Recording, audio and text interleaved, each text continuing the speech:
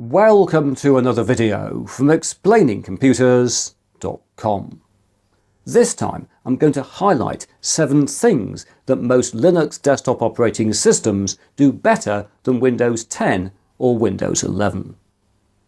I'm making this video following a suggestion from channel member Edward Harding, who wrote, "How about a video about the top cool things you can do in Linux, or what Linux can do that Windows can't?" And I thought this was a fantastic video idea, so let's go and get started.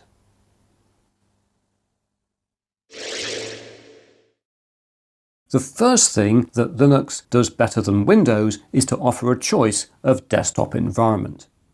Here in Windows 10, Microsoft only offers a choice of this, whilst with Windows 11 we only get a choice of this. However, with Linux, many different desktops are available, including KDE Plasma, GNOME, XFCE, Budgie, LXDE, LXQT, Mate and Cinnamon, which is what we're running here. Linux is available in many different versions or distros, most of which have a default desktop. So, when you choose your distro, you in effect choose a desktop, although it may later be changed. And several major distros provide a choice of desktop before installation. For example, here on the Linux Mint website, we can download Linux Mint with its default Cinnamon desktop, or we can choose an XFCE desktop or a Mate desktop. Meanwhile, Fedora offers many different so-called spins, which each come with a different desktop environment or window manager. And Ubuntu, in a similar manner, is available in many different flavors, which are principally distinguished by their different desktop environments. Debian also makes available images with many different desktops, or in the main Debian installer, you can choose your desktop during the installation process. The key thing is that, unlike with Windows, in Linux, the user is never forced to use a particular desktop. Personally, I've never understood why Microsoft believes that just one desktop is sufficient for billions of users with very different use cases, let alone why Microsoft should have the power to change everybody's desktop when it launches a new version of Windows. And so, for me, a key reason for running Linux is the ability to select and retain the desktop that I'm most comfortable with.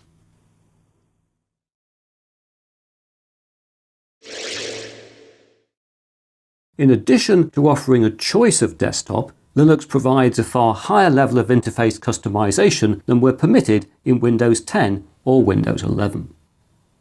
Even back in Windows XP, we had control of different interface elements. But after Windows 7, Microsoft has decided that the user should no longer be in control, with the only customization now being a global scale factor along with controls to alter the overall font size as well as the size of the mouse pointer. But if you want to alter the font face, let alone control individual font and other desktop elements, in Windows you are now out of luck.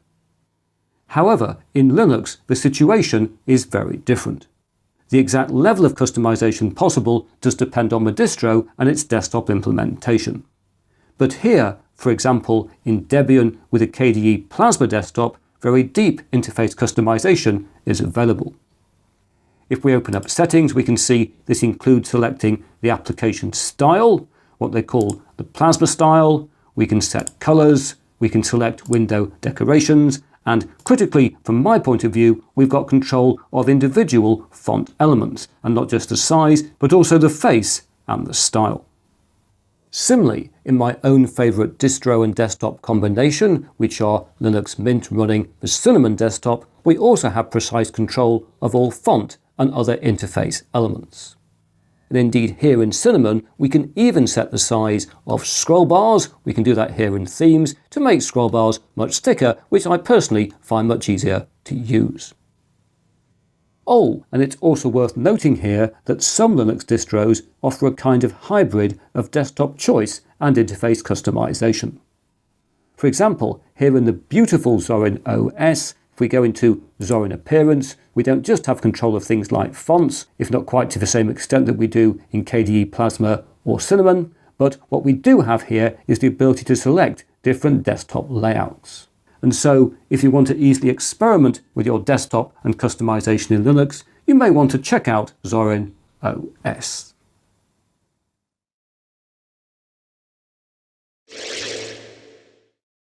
Moving on, the next thing that Linux does better than Windows is providing manual control of updates. Here in Windows, if we go to Update Settings, we can see that we do have control over optional updates, and if we scroll down to Advanced Options, we have a little bit of control over the automatic update process, including the ability to pause updates for up to 35 days.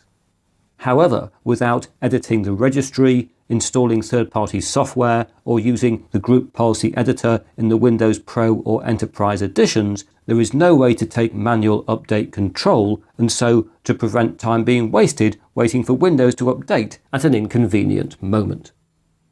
This is, however, not the case in Linux. Here, for example, in Linux Mint, as in other distros, we have full user control of the update process. Indeed, by default, automatic updates are turned off, with the user simply being notified when updates are available so that they can decide when and if to install them.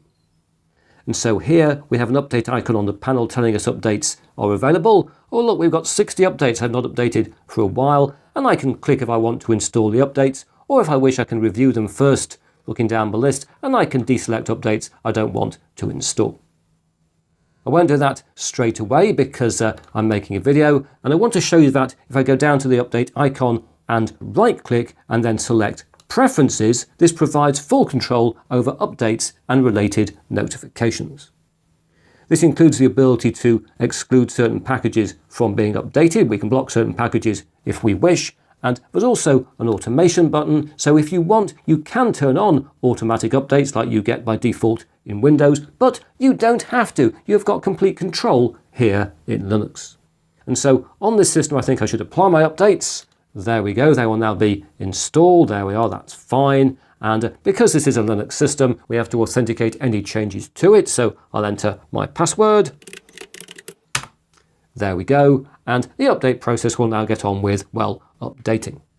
And as it does so, it's worth pointing out that because different Linux distros have different update managers, and because not all desktop environments are the same, the exact settings for updates won't always look like they do here in Linux Mint. But all Linux distros give the user more control over updates than in Windows.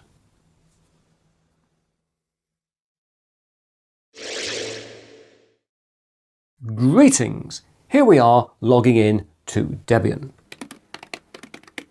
There we go. And now let's also log in to Zorin OS. And for good measure, let's also log in here on my test rig running Linux Mint. There we are. And the thing that all of these logins have in common is that they all use a local account. And indeed, I'm not aware of any free Linux distro that requires the use of an online account. In the wonderful world of Linux, online accounts are required for certain paid-for distros, such as Red Hat Enterprise Linux and Ubuntu Pro, but in general, if you choose to run Linux, you will not in the process have to join a cloud ecosystem. In contrast, Windows does require the use of a Microsoft account. Granted, there are ways to get around this, as I've shown in other videos on this channel. But even if you do manage to run Windows with a local account, you will get occasional and deeply annoying messages like this one asking you to finish setting up a PC that is already perfectly happily set up. And so, once again, login via a local account is something that Linux does better than Windows. And, of course, you can set up the system to log in automatically if you wish.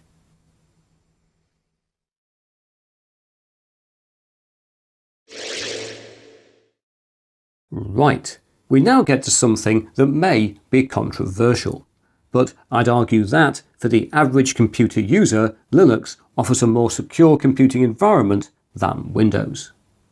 For a start, desktop Linux is used by a lot less people, and having just a few % market share means that Linux benefits from security through obscurity.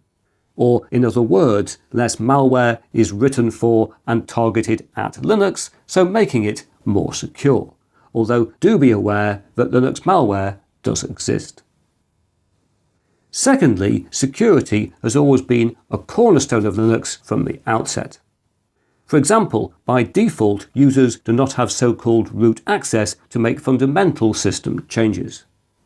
As we saw earlier, in Linux, applying an update also requires password authentication, and this is also the case when installing an application.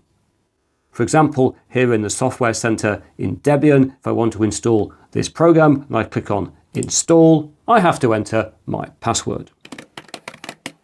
And all this means that in Linux we can be more sure than in Windows that only the software we want is installed on our computer. Now, regardless of the operating system used, we must of course always remain vigilant and take sensible security precautions. But I do personally always try to use Linux rather than Windows for online banking, online shopping, and administering my YouTube channels.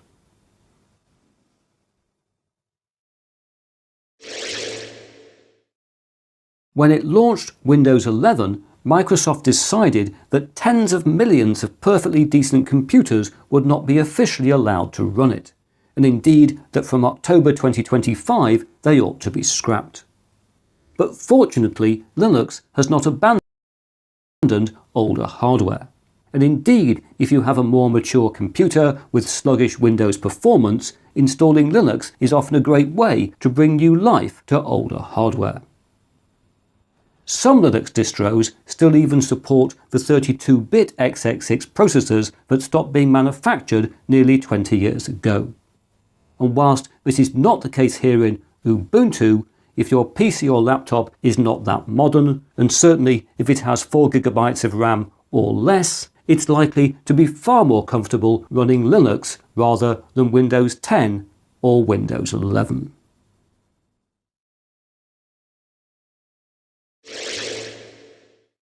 Finally, the last thing that Linux does better than Windows is to offer a higher level of hardware independence and boot media tolerance. And this means that it's usually very easy to migrate a Linux install from one computer to another, as well as to boot from an external drive. To prove this, here I've got the SSD on which the copy of Linux Mint we've been using in this video is installed. I've removed this from my i5 test rig, and we're now going to plug it into this external SATA to USB adapter like that, and we're going to plug the other end into this Odyssey J4105 computer. So let's bring in our drive and plug it into a spare USB 3 port like that. And right now the Odyssey has got Zorin OS installed on its system SSD, again as we've been running in this video, but we should have no problems booting Linux Mint from this external SSD. So let's turn on the power and go across to the video output, and I'm going to press the escape key to take us into the BIOS. There we are. We'll go across to the end there, and we're going to boot from what I know here will be Linux Mint. It's a bit confusing because Zorin OS, the top here, is based on Ubuntu, so is Linux Mint, but that's got to be our external drive, so let's select that for our boot override. There we go, and we cross our fingers. There we are going to be booting into Linux Mint from a drive externally connected via USB and taken from another system. And it should all work with no problems at all. And indeed, here we are ready to log in. I'll just enter my password. There we go. And yes, everything seems to be okay. I would expect it to be okay, but it's great when things work, particularly when you're recording them on video.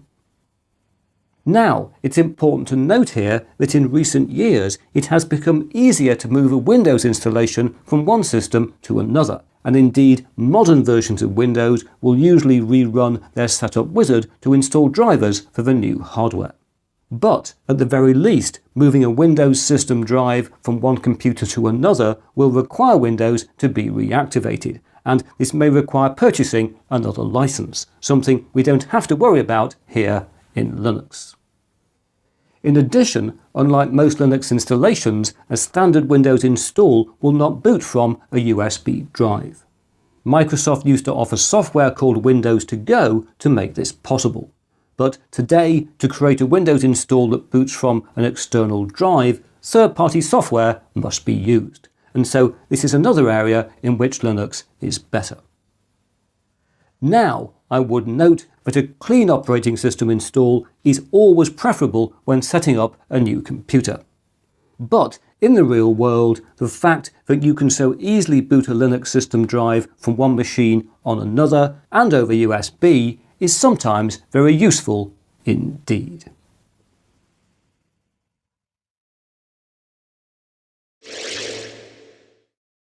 So, is Linux better than Windows? No, absolutely not. It's just different. And there are certainly things that Windows does better than Linux, not least Windows has got a far wider range of software support, and in my view, Windows has a better file manager. It's just more mature. This said, in a year in which many people are thinking of migrating from Windows to Linux, I thought it was important to point out the things that Linux, in my view anyway, does better, and I hope in that context you found this video to be useful. But now that's it for another video. If you've enjoyed what you've seen here, please press that like button. If you haven't subscribed, please subscribe, and I hope to talk to you again very soon.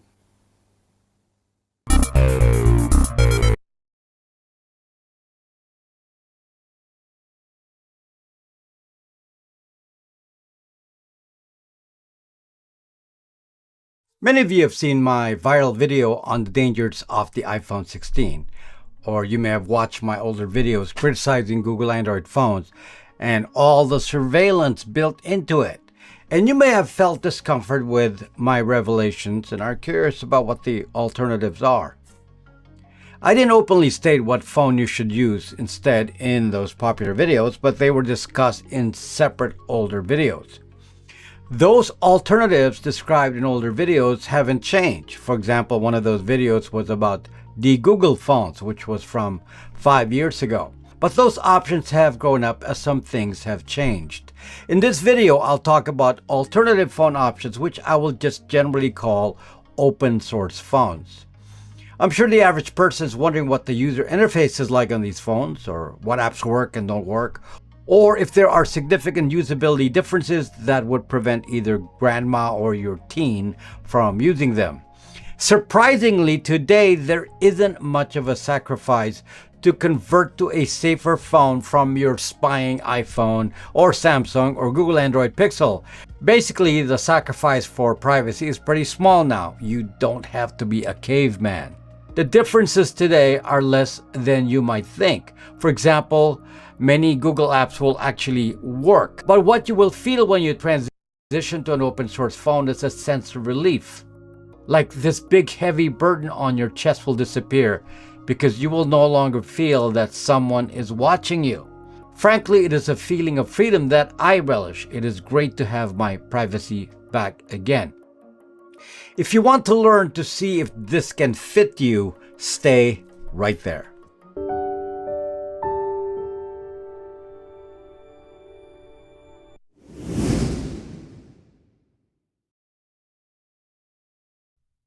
You can watch my video on the iPhone 16, and there are several videos that show that these apply to Google Android phones as well.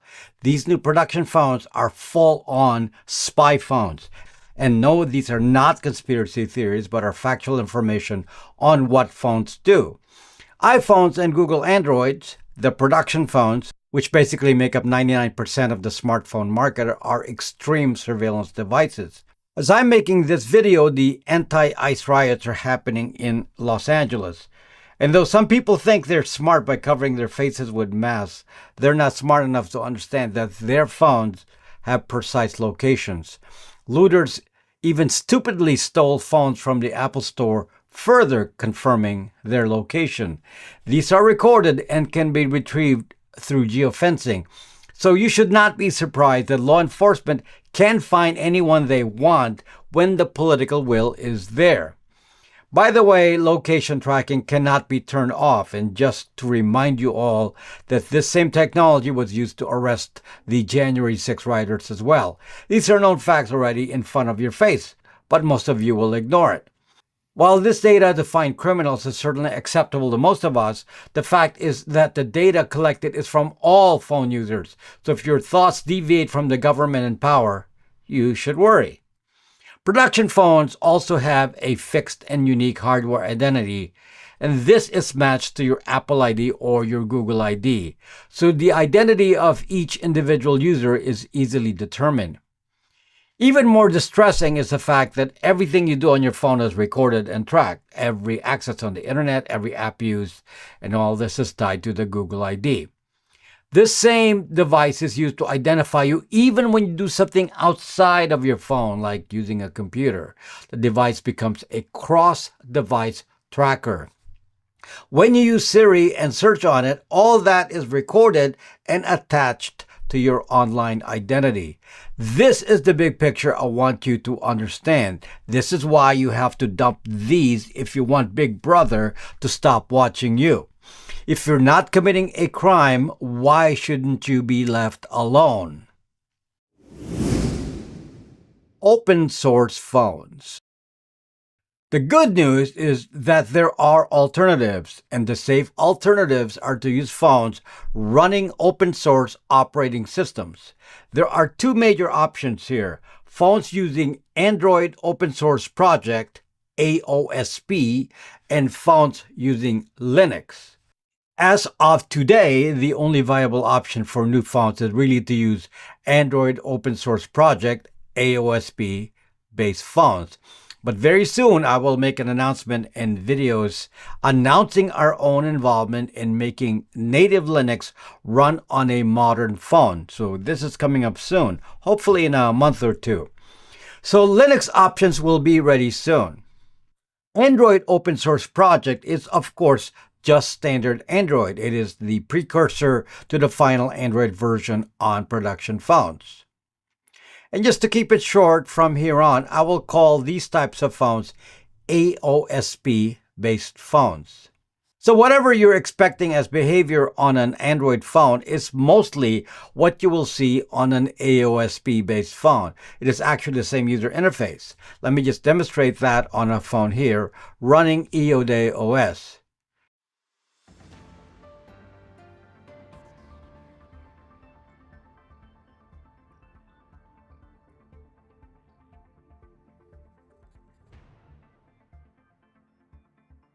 You have the same gestures, buttons, and behaviors, already familiar to most people.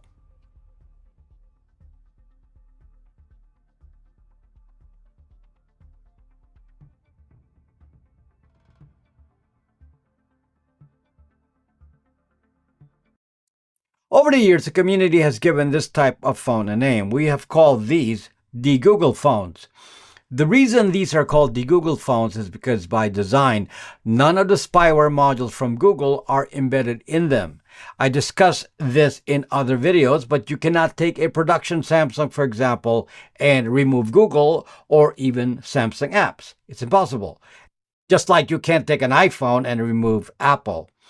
Don't even think of deleting Google apps on your Samsung, for example, and expect it to stop location tracking. Those spyware behaviors are built into system apps that are hidden from you. The only option technically is to install a completely new operating system that never had Google modules in there to begin with. I'm not going to explain this in detail as that is not the purpose of this video, but watch my many videos on the Google phones to understand this. AOSP phones. Don't be afraid of the new terms I use here. There are several AOSP-based operating systems or the Google phones. AOSP, as I said, is open source, so there is no magic involved in determining if there's spyware, since programmers can check the code on source.android.com. I'm not expecting you to be a programmer to have to check that out, but I'm saying that programmers like myself can see if someone is lying about what a phone can do. This is the main advantage of open source. No lying, no secrets. It is all exposed. Thus, spyware cannot be hidden. From the original AOSP open source, several communities have built customized projects called forks, and over the years some have disappeared and some remain well used.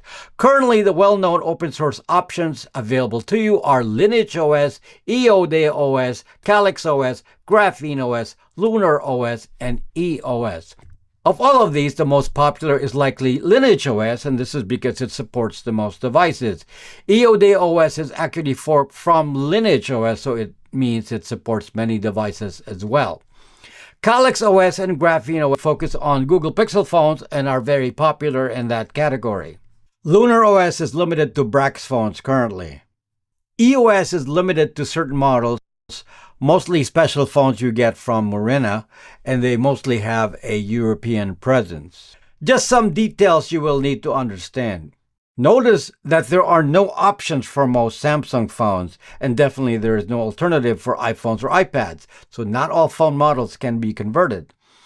There are some other phone models being sold today that I didn't mention that are also based on AOSP, but the fact that they are not open source means that they do not fit in this discussion. While they may not have Google tracking, we cannot be certain if some other substitute tracking has been inserted, since it cannot be verified without being open source. All the ones I mentioned here publish their source code publicly so we can check. You can choose any of the options I've stated here and they will all do the job for privacy, so that's your choice. Today I will actually talk about a real phone and one of the open source OSs I mentioned. For this demonstration, I will use EOD OS, which is one of the companies participating in the community project called the Brax 3 phone, which, full disclosure, is one of our projects. And if you choose to use another OS, the behavior will be similar. So use what you are happy with, and the demonstration should be the same results for all of them since they're all based on AOSP. The invisible phone. One of the first things you will notice with an AOSP-based phone is that since the phone is not connected to Google, there's actually never a login on the phone to a third party. This is very different from a regular phone or Android, and this is the first indication of privacy and really invisibility. And without that login, a big chunk of the identifier that is used to track you disappears. So when using your phone for the first time, the only thing you really have to do is put in your password, PIN, fingerprint, or pattern, and you are never actually required to put your name on the phone. This is the first guarantee of phone invisibility to big tech. This is also the clue that your internet and app actions are not directly tied to your identity. App stores.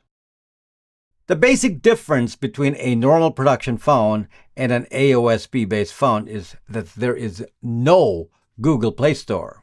In fact, by default, there will be nothing installed from Google. This is important to understand. Google Play and Google Services make up the surveillance modules that include app telemetry, location tracking, and identity tracking. These modules are loaded as system apps, so they are installed by contract by the main makers of production phones like Samsung and, of course, Google Pixels. On an AOSP phone, the OS maker will package a safer alternative store for you to use since Google Play will not work. Here on my EOD OS, the options offered are Aurora Store and F-Droid. It is already set up for you, so there is nothing more you need to do.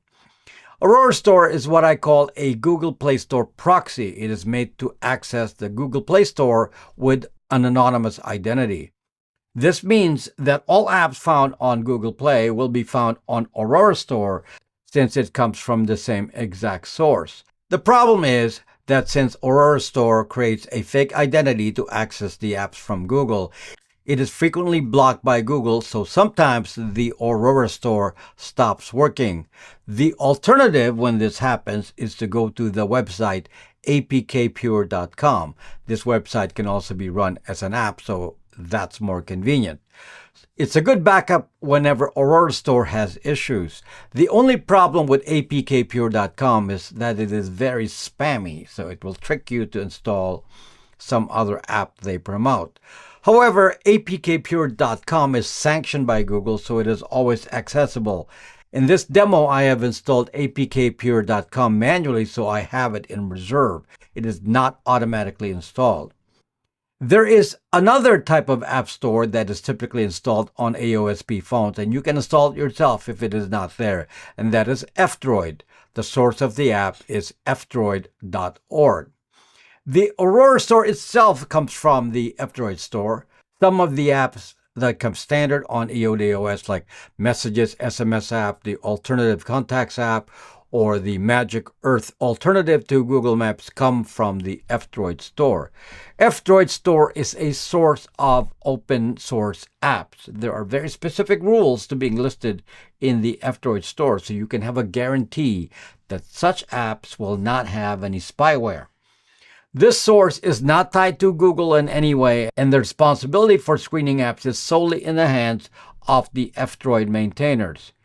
You will not find the same versions of apps from F-Droid on the Google Play Store, so it adds a unique set of apps and guaranteed to be privacy safe.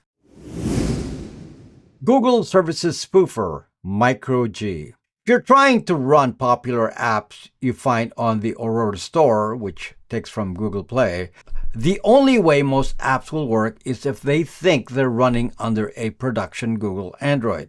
This requirement is actually built into the developer tools provided to those building Android apps by Google. But on an AOSP phone, the specific Google module called Google Services is not installed, so many apps will fail. Google Services, for example, provides a very common system feature called notifications. If this capability is not detected, the app will fail. Another example of a Google service is location. This, by the way, is responsible for the 24/7 location tracking. The way AOSP OS makers overcome this is by installing a Google Service Spoofer app, and most use the app called MicroG, which is downloadable on microg.org, and this is standard on EOD OS. Again, this is pre-installed on most OSs, so you don't have to worry about this. What this MicroG does, if you look at the source code, is provide the availability of system calls to Google functions, but MicroG becomes the substitute system app for Google services. MicroG is able to offer alternatives to two of the needed Google services, and that is location tracking and notification.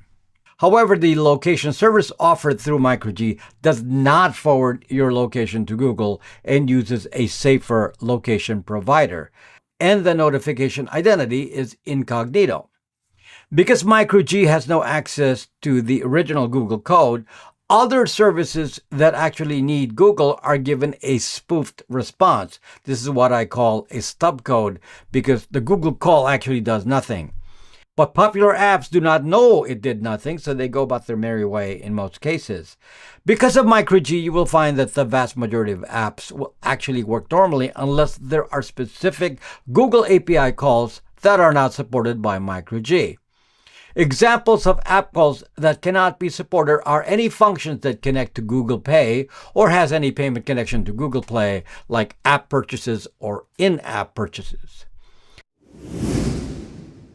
What apps work and what won't?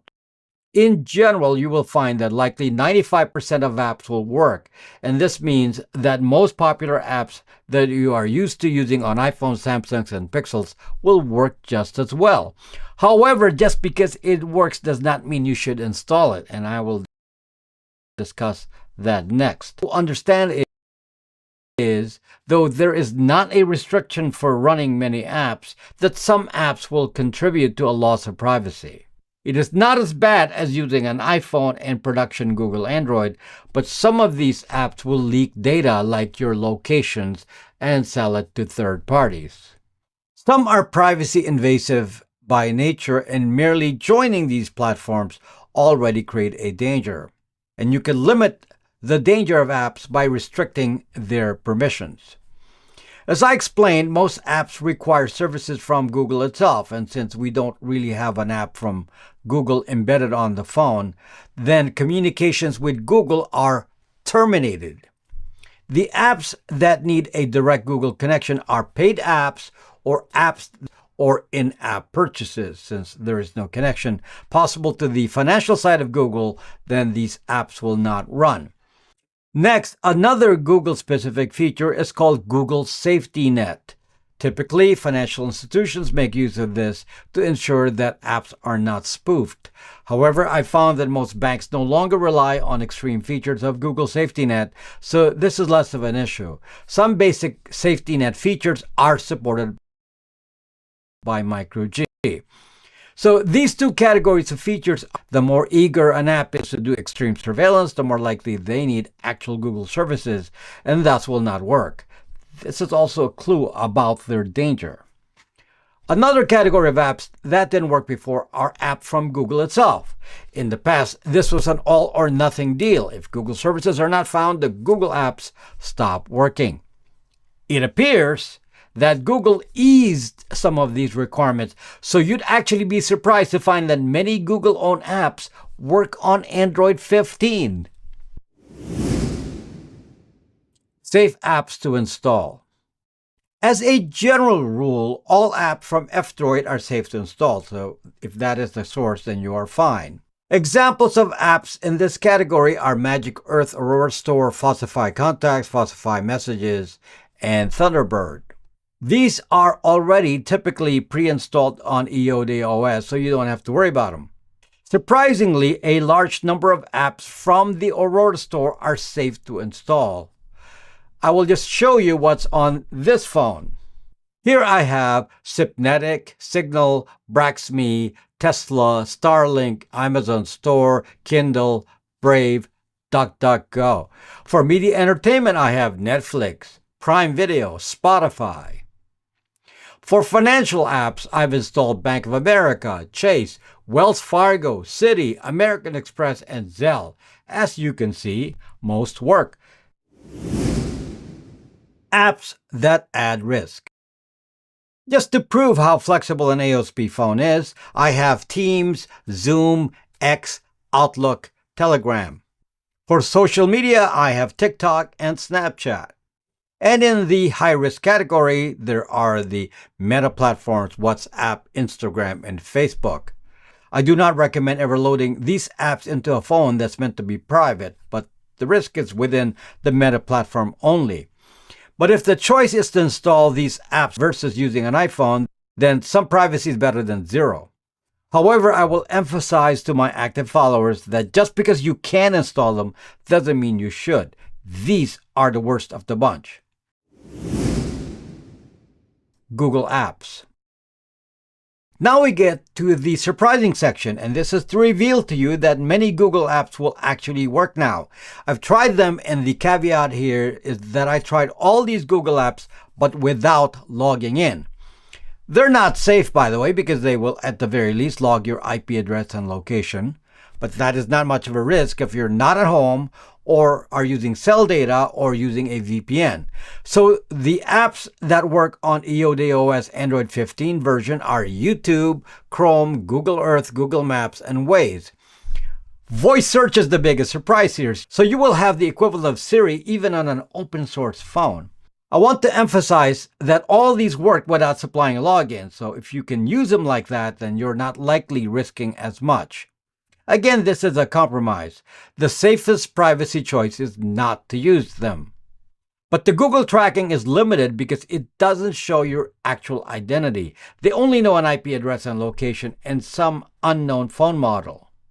Some other Google apps can be installed, but they cannot really be used without logging into Google, so they are definitely not recommended. Once you log in, then your device will begin sending a constant telemetry signal. This iffy Google apps that can be installed but are dangerous are Gmail, Google Drive, Google Calendar, and Gemini, the AI app. Apps that don't work. I want to alert you to apps that definitely do not work, but you can always use the browser to access them, and you could do the same with some of the Google apps. These are the apps that want extra surveillance. Examples are Uber, Lyft, DoorDash, Instacart, and so on. The key characteristics here is that they are all tied to payments and Google Pay, so that is the primary reason they don't work. But secondarily, they want more precise location tracking information. Again, this is not a dead end. The occasional apps that don't work, including Google Apps I mentioned before, can actually run on the browser. Summary. In summary, you will actually find that most uses popular with normal people work fine, with the few exceptions of delivery, ride-sharing, and paid apps. There isn't going to be many showstoppers for active daily use. So using an open source phone is not a move that you can equate to moving to a cave. There are very few obvious sacrifices, but the actual privacy safety is immense. When you move to an open source phone, you no longer appear in the 24/7 location databases of Apple and Google. Your every click on the internet becomes mostly unidentified. And since you are not reliant solely on the regular app stores, they can't even censor what you watch or see, since there are always ways to get around app removals.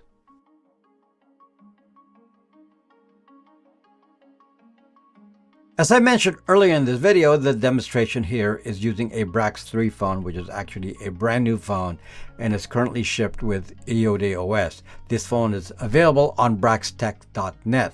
This is a community project we started and is just shipping now, so the demonstration is a production model. We are working with other OS developers, and likely the next OS to be supported will be Ubuntu Touch from UBports. And this is a full Linux OS. In addition to this phone model, if you go to BraxMe, we also have Pixel phones where you can install the OS of your choice. Pixels are the best option for Verizon since Brax 3 does not support Verizon. If you're a techie, you will likely do this yourself, but we give you the option for us to install it for you. Additionally, if you have your own phone compatible with Lineage OS, we can typically install an OS for you using a Bring Your Own Device BYOD service. Finally, on BraxMe, you will find other products and services in our store that are essential for privacy. We have Brax Virtual Phone, Brax Mail, Bytes VPN, and Brax Router. Thank you for donations on Patreon, Locals, and YouTube memberships. See you next time.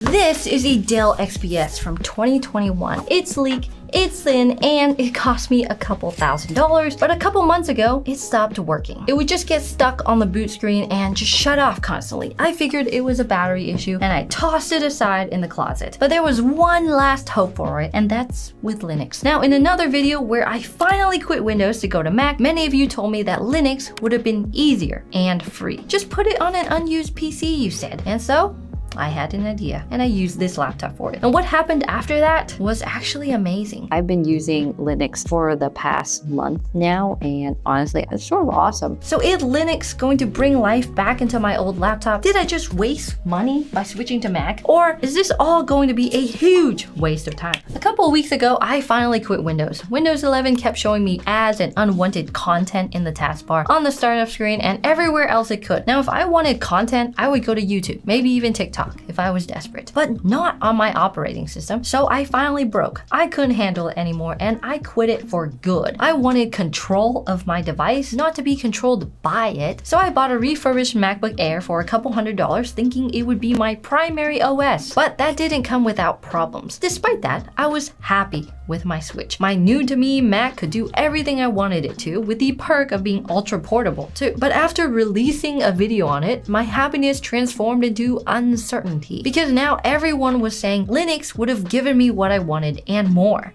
for free. Had I made a mistake? I've tried Linux Ubuntu more than 10 years ago, but I quit it after about 30 seconds only to come running back to Windows. I couldn't use the command line. But hundreds of anonymous comments telling me Linux is better can't be wrong, right? So now I'm asking myself, is Linux the right operating system for me? Or am I about to discover exactly why it's free? Now, the only problem is, well, actually, there are a lot of problems. The first is that I'm not a tech person. I have no IT background or programming background. I have a STEM background in science. So the second is, how does one just start using Linux? After all, one does not simply walk into Mordor. Everyone acts like Linux is this singular thing, like Windows or Mac, but it's not. Linux is a collection of hundreds of different peanut butter brands, aka distros, where Windows is a specific type of almond butter and Mac is another very specific type of macadamia nut butter. I'm getting hungry. So I'm here looking at all the different distros wondering, which one do I pick? Clearly, whoever said put it on an unused PC didn't specify what it even was. Do I install Ubuntu, Mint, Arch, Fedora? Someone just tell me what to pick. And after reading a bunch of Google search results and Reddit posts, I'm left more confused than ever. The most common answers were just pick the one that's good for your needs. Wow, thanks. If I knew which one was good for me, I would have installed it already. But when confused, just follow the herd, right? And after constant research and deliberation and following the AI overview, I picked Mint because everyone likes it, and I sure hope I made the right decision. It's supposed to be like Windows, very user-friendly and work right out of the box. Easy enough. Boy, was I wrong. When you open up the Mint website, you're hit with another difficult choice. There's 3 versions: a sleek, modern, and innovative Cinnamon edition, a light, simple, and efficient Xfce edition, a classic and traditional Mate edition. It's like online dating.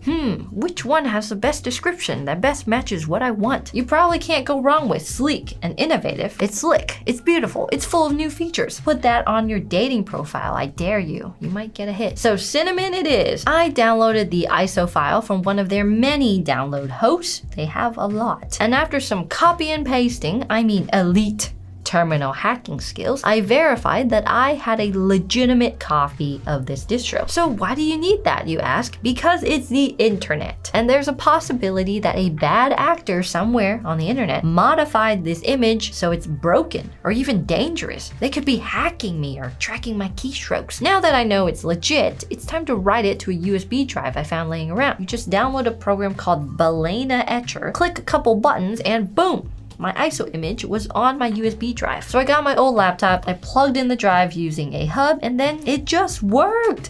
Just kidding, you didn't actually expect it to work right away, did you? But I wasn't willing to give up yet. I was determined not to let Linux beat me, especially not so early in the process. This is Mint Cinnamon, not the infamously hard to install Arch Linux, maybe, which I'll use maybe later. So I went through various troubleshooting to get my laptop to boot from USB, but after constant keyboard bashing on delete, escape, and F12, I finally got it to work by hacking through the matrix. Now at this point, I sure hope there wouldn't be more problems ahead for me. After all, this distro just works out of the box. And with various waits and clicks later, I got through the installation process without a hitch. It was surprisingly well put together and looked very polished. I was shocked. It even gave me a slideshow on all the different softwares I could use, like Steam and Discord. But there was one big surprise in that there were 0 ads, no upsells, no promotions, nothing. It felt like freedom. I restarted and boom, there it was. I was using Linux. So first things first, I need to download OBS so I can record and show you what I'm doing. So with Windows and Mac, you install software by downloading these packages in .exe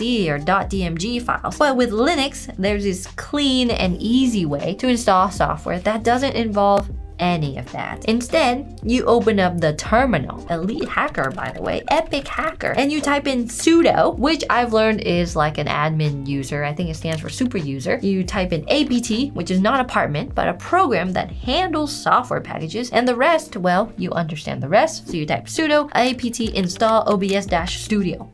It's installed, it's ready to go, and I honestly think I'm getting the hang of it. So now that it's installed, there are certain things I need to do to make sure it does work great out of the box, but it's like getting a new phone. You have to change all the settings, install, uninstall programs, and truly customize and optimize it to fit your needs. So I want mine to be similar to my main computer, which means resembling and working like how Mac does. When you're using a new PC, you want to make sure the drivers are updated, or else things might not run properly. And to do that, there was this thing called an update manager that did it all for me with a click of a button. Just update and boom, it installed. So convenient. When I set up a device, I always schedule a nighttime mode. On Windows, I use a program called Flux to make the screen more yellow at night so I could go to sleep better. It was a lot easier than I thought though. Mint Cinnamon has something called the Night Light that sets the schedule and temperature you want your screen to be. I didn't have to do any hacking. So slowly, I started changing all the settings so it would resemble my keyboard shortcuts and workflow with Mac. The first was to install a Spotlight-like program called ULauncher. The second was to switch Control and Alt around, and the third is to move the top bar to the left side instead of the right. That's pretty close to Mac, but I'll get into all the customization I can do on Linux soon. But many of you who are switching away from Windows are probably wondering one thing: can you game on Linux? Well, like all answers, it depends. I was able to download Steam and Steam games, but I'll test them out later because my laptop just ran out of batteries and I left the charger at home. I honestly needed a break from Linux anyways. At that point, it seemed like a promising OS, but there was one question looming over me. Did I really waste hundreds of dollars by switching to Mac instead of just jumping into the unknown of Linux? This break was a great opportunity to eat at our new favorite health food shop because we're training for our first triathlon. And when you're swimming, running, and biking 2 times a week, good food is your best friend. I guess using Linux is a lot like working out. It's frustrating, it's exhausting, but it's also oddly satisfying when you're problem solving and troubleshooting your way through it. Like successfully playing a game on hard mode. Pat yourself on the back. But anyways, I got the charger and went back to the office to plug it in. Linux gaming used to not be a real thing, but Steam Play now lets you run Windows-only games on Linux by using a compatibility layer called Proton. Don't ask me for details, I just know it works. Not every game is compatible, but most of them are. So after I made sure my laptop was ready to handle work tasks like Discord and Notion, honestly, it would be crazy if I could just replace my entire work setup with Linux. I mean, would I miss my MacBook? Or would Linux just be so much more superior in every way? And hours later, my Linux environment was ready for me to switch to it. But there was one big problem. Wait, is this like deja vu? Because there's a lot of problems. My laptop setup is designed to work with my Mac, not a Linux laptop. The adapter I use to go from a USB port to 2 HDMI monitors doesn't have software for Linux. And the CalDigit TS3 doesn't work either. Despite showing the blue on light, why doesn't it work? So was this the end? All of that hard work and nothing to show for it? Surely someone before me has tried to plug in multiple monitors to their Linux laptop. And they had. In September of 2015, this exact article or forum post, someone had the same problem. It links to the drivers that actually were updated in 2025, which means it's new and it has to work. It would be game-changing to use my Linux laptop with my current dual monitor setup. That would be awesome. Now, after messing with the terminal and the Eufy menu again, I finally got everything to install. The dual monitors worked, but the dock still didn't, and my laptop only has 3 ports. It's not enough to access all my desk accessories. Not to mention, I'm currently connected to internet with Wi-Fi and not a hardwired connection. For my needs, aka uploading huge video files, Wi-Fi just isn't good enough. So, it's back to Google once again. Everyone is saying Linux is about freedom. Freedom feels suspiciously like reading endless Reddit threads and Google posts. But luckily, I found someone who was in my exact situation. A Reddit user from 5 years ago with the exact same laptop as me wanted to connect his Thunderbolt dock as well. And he conveniently outlined his step-by-step process. Back to my elite hacking on the terminal again, and I did it. It's not perfect, but I now have 2 external displays and a ton of accessories and a working dock. So the switch from Mac to Linux was actually faster than Windows to Mac, surprisingly. There are so many resources and other people with similar problems as me out there. The internet is such a great place. So I didn't have to give up on Linux after all. But the real question remains,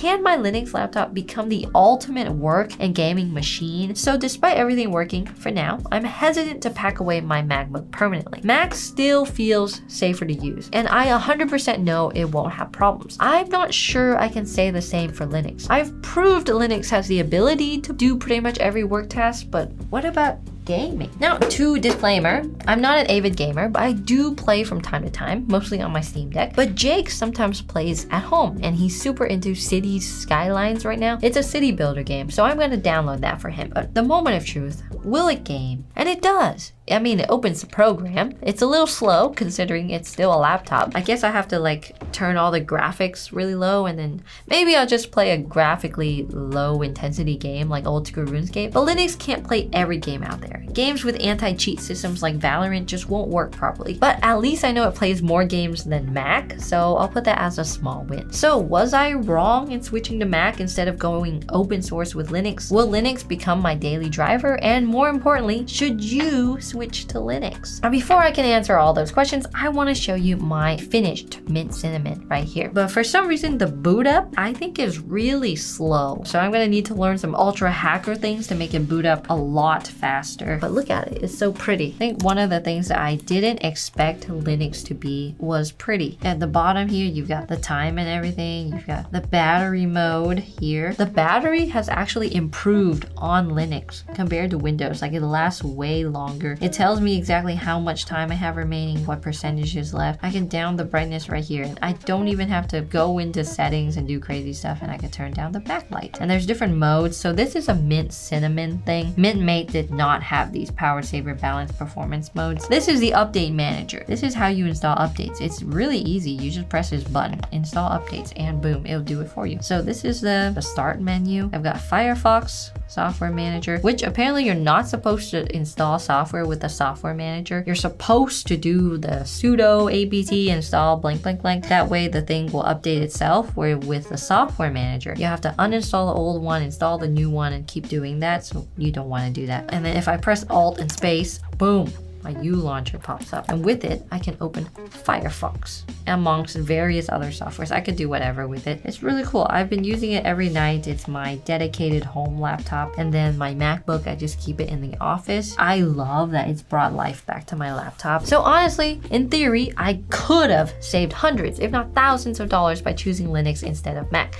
Could have being the answer. But I paid for assurance. Knowing that I didn't have to troubleshoot random software when working, it's worth the money. I don't regret it, but I am super happy to have made the jump to Linux and being brave enough to try it. From my past month with Linux, especially Mint so far, it's surprisingly easy to use if you're willing to Google and just troubleshoot some things yourself. Maybe a decade ago, Linux was reserved for programmers and hackers of the world, but now it's much more accessible. For the longest time, I was afraid of switching to Linux. It felt like jumping off the diving board for the first time, which I did last week. You think you're gonna die, like actually just go under and die. But in reality, there's just a bit of discomfort, you're under the water a bit, and then you float back to the top, and then you're okay. Linux lets you feel like an absolute hacker for opening up the terminal and putting in random commands that maybe the person next to you has no idea what you're doing. And it gives you the freedom and control that you want. And it is as good as other people say it is. The options are endless, but it's not without its problems either. Mac and Windows have so much more compatibility with most programs like Notion and Adobe. So before you switch to Linux, make sure that it can do what you need it to. So if you've been looking to get into Linux,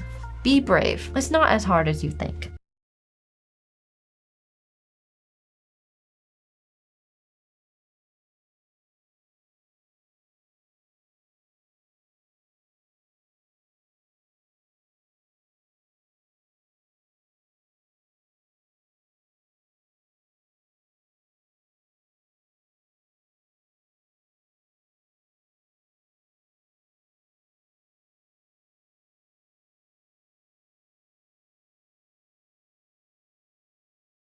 What's up, everybody? If you have never tried Linux but you want to, now is a great time to get into it. Linux is becoming a more commonplace operating system for your everyday user, and it's easier than ever to try out and install. Now, I'm not going to be the guy who tells you that Linux is the overall perfect solution for your day-to-day computing uses, because I don't know what your day-to-day computer situation is. If you want an operating system that is very secure, Linux is great for that. Now, I'm not going to tell you that viruses don't exist on the Linux platform, because it has happened, but it is extremely rare that a Linux system gets hit with any virus.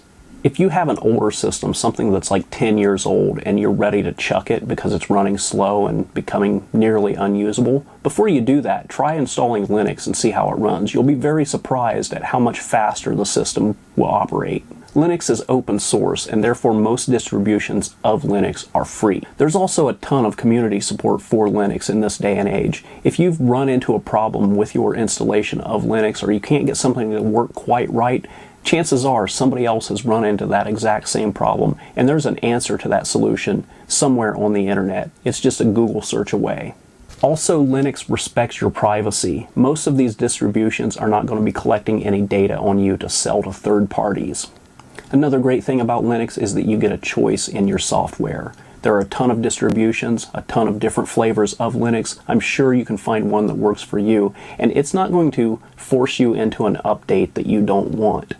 Now, Linux may not be your total solution. If you want things to work in a way that you're familiar with and you don't want to get over that learning curve, Linux may not be the OS for you. But if you're willing to put in the time and see how something different works, you may find that Linux is a great solution. Now, I'm not saying that Linux is a perfect solution for every job out there. I personally am a video editor, so I use Windows on a day-to-day basis to edit videos. I found that Linux just doesn't work for me for that.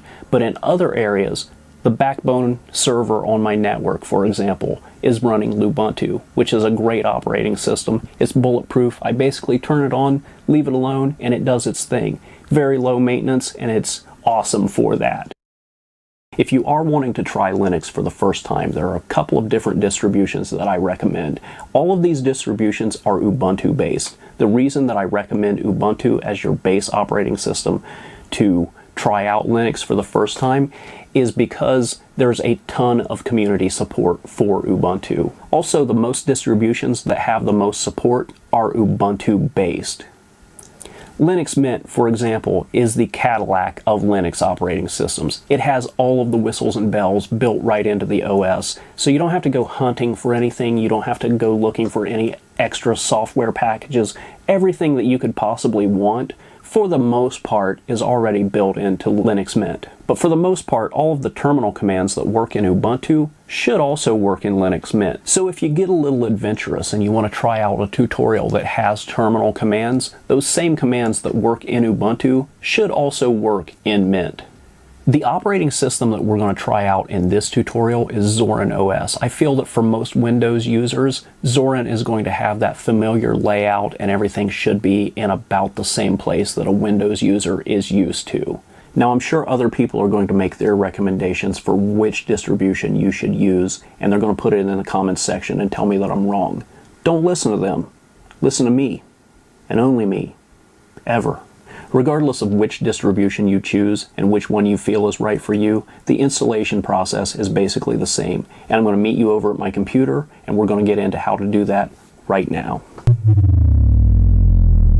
Alright guys, so I'm going to show you how to make a bootable USB installer now, and no matter what project you're working on, these steps should be basically the same for making an OS installation USB. I also have a guide on how to make a multi-boot USB installer if you would be interested in that, but for the purpose of this video, I'm going to assume that you only need to make one single operating system installation USB, so that's what we're going to do here. If you want to make a USB stick with multi-boot capability, check out my video on the Ultimate USB Toolkit. Okay, so there are a few different methods that you can use to install the Linux ISO that you want to install. The installation process is basically the same for everything.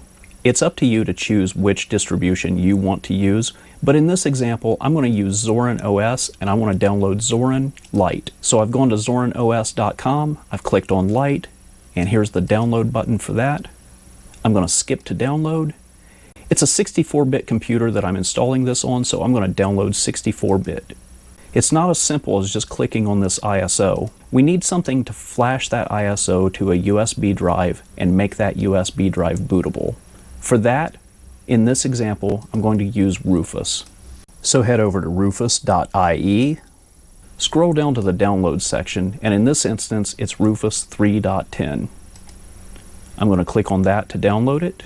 Once the ISO is finished downloading, you should see that in your downloads location, wherever that may be. And we've also got the Rufus 3.10 exe here. At this point, plug a blank USB stick into your computer. It doesn't have to be blank, but this process is going to overwrite all of the data on that stick. So if there's anything on that stick that you want to back up, make sure you do that before you do this process. Open the rufus.exe and you should see this. Now up here, you're going to select your USB drive that you want to overwrite. The one that I want to overwrite is indeed drive F.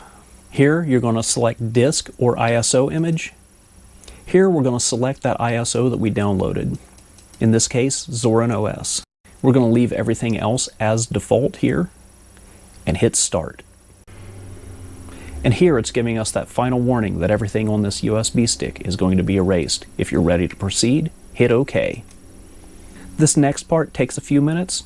Just hang out and wait. And this is what it looks like when the process has completed.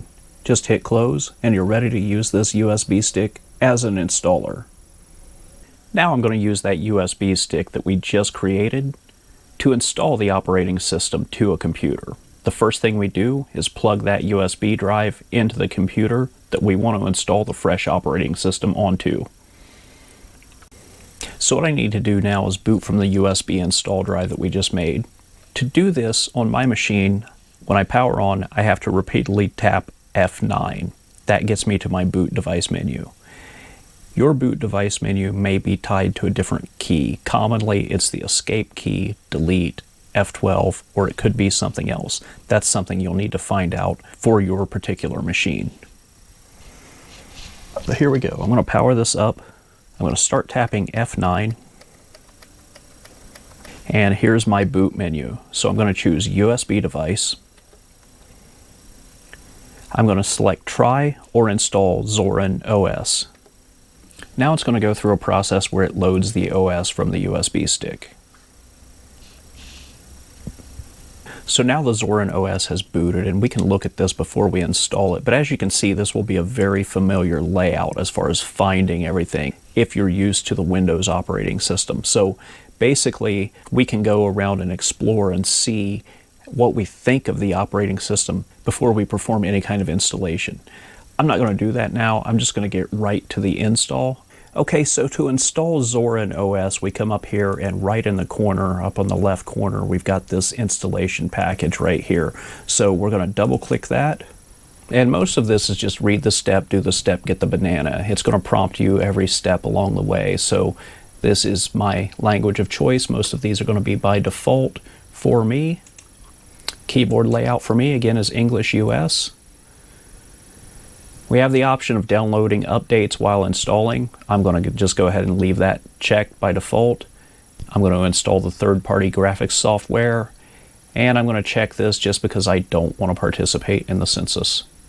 So here it's detected that I have a hard drive in the machine. I've already formatted the hard drive and thrown it in here. If you haven't formatted a hard drive and you have an operating system on this, basically if you choose this option right here, it's going to erase everything on your hard drive and install the OS to that. That's what I want in this instance. We have the option of password protecting and encrypting the installation. I'm not going to do that. We can set up LVM to do snapshots of the installation. I'm not going to bother with that either. If you would want to do something like a dual boot scenario, something like that, you can do that in here. That's a little more complex and we're not going to get into that.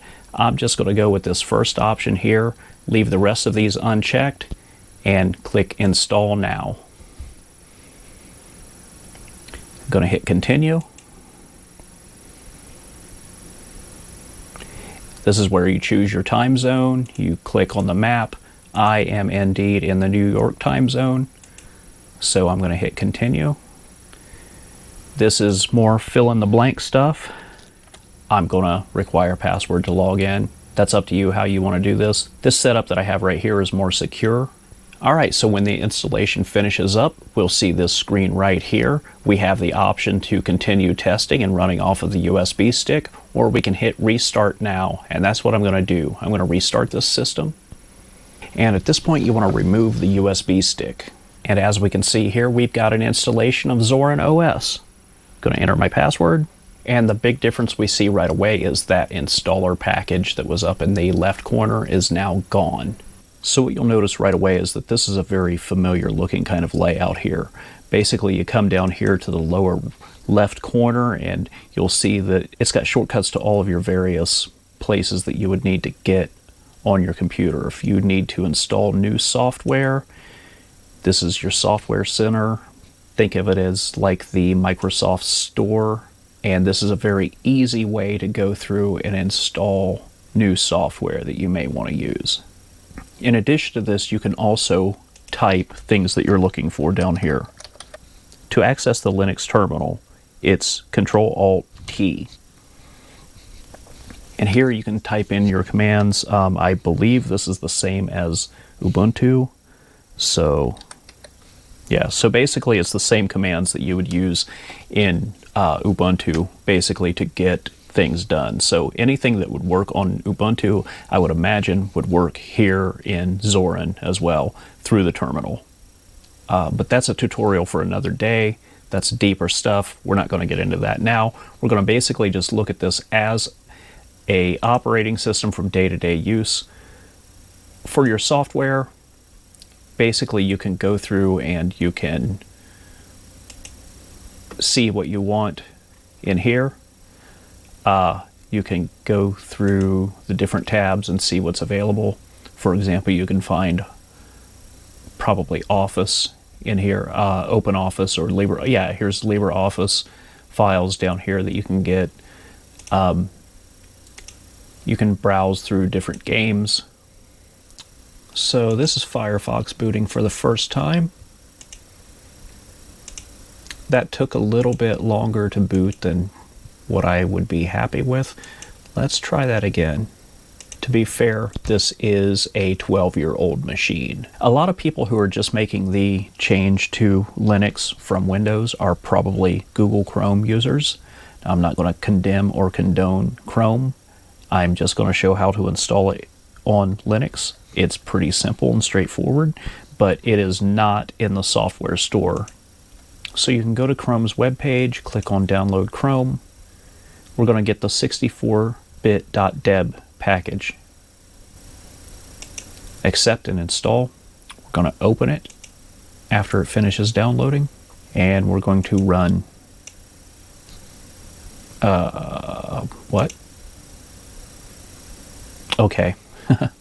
It's taken a second. We're going to install this.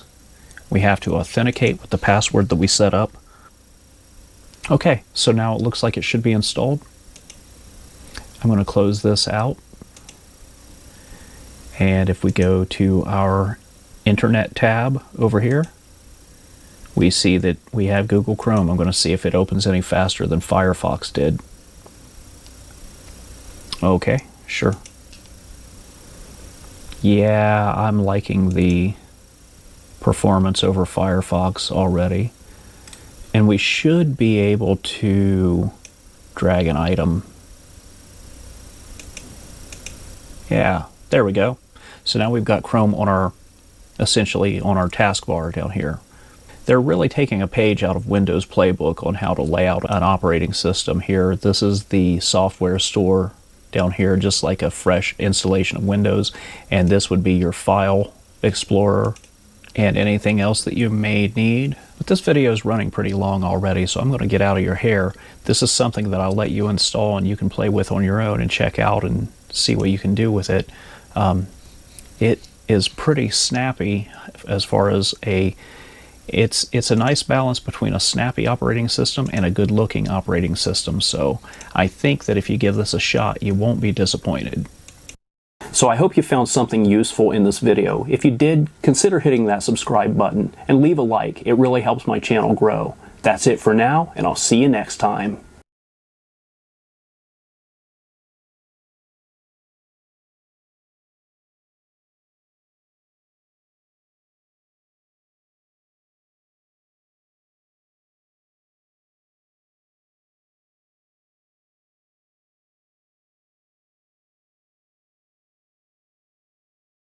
Today we'll cover the 6 most common problems when switching from Windows to Linux, and I'll also tell you how to get around these issues. Yes, Linux is different from Windows, but nowadays it's not that different from a user's perspective. Back when Linux just started, it was very different for sure. The old Linux was obviously command line and didn't match with Windows. But nowadays you can do most things almost the same way on Windows or Mac OS as you do on Linux. Many applications are supported on both Windows and Linux. When there is no provided version, usually there's some open source equivalent that provides most of the app functionality. Back in the day, only a few devices were compatible. Now most new computers can run Linux with maybe a few specialized devices and peripherals not working. Most of the issues encountered commonly by users can be overcome. But for those few that cannot, then there's always the dual boot option.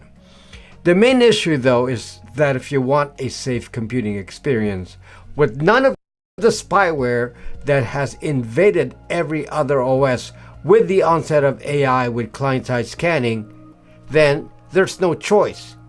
You have to make the move. Otherwise, you have to accept truly invasive activities like keylogging, screenshots, and media scanning, and basically AI creating a personal profile of you on the device. Moving to Linux, or if you've begun your journey to Linux from Windows, perhaps by trying out dual boot, there's a lot you can pick up here, so stay right there.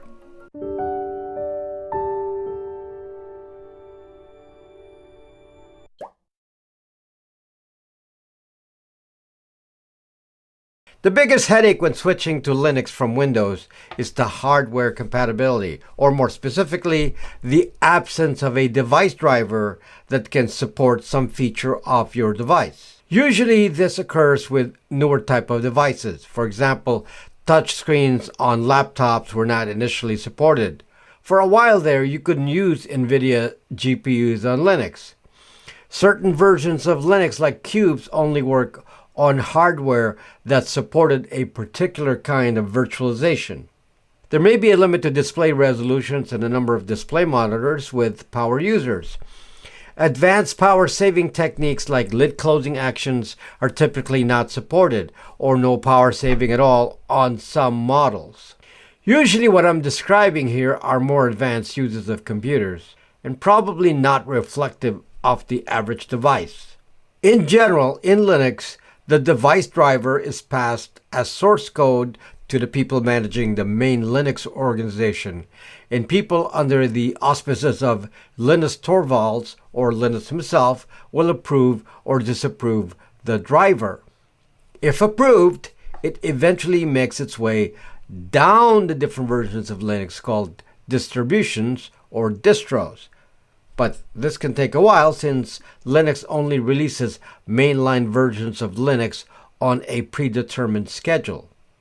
Also, the device driver has to be provided by whoever makes the device peripheral. Some companies don't provide it, and then some ingenious engineer has to reverse engineer it, and that can result in a buggy version.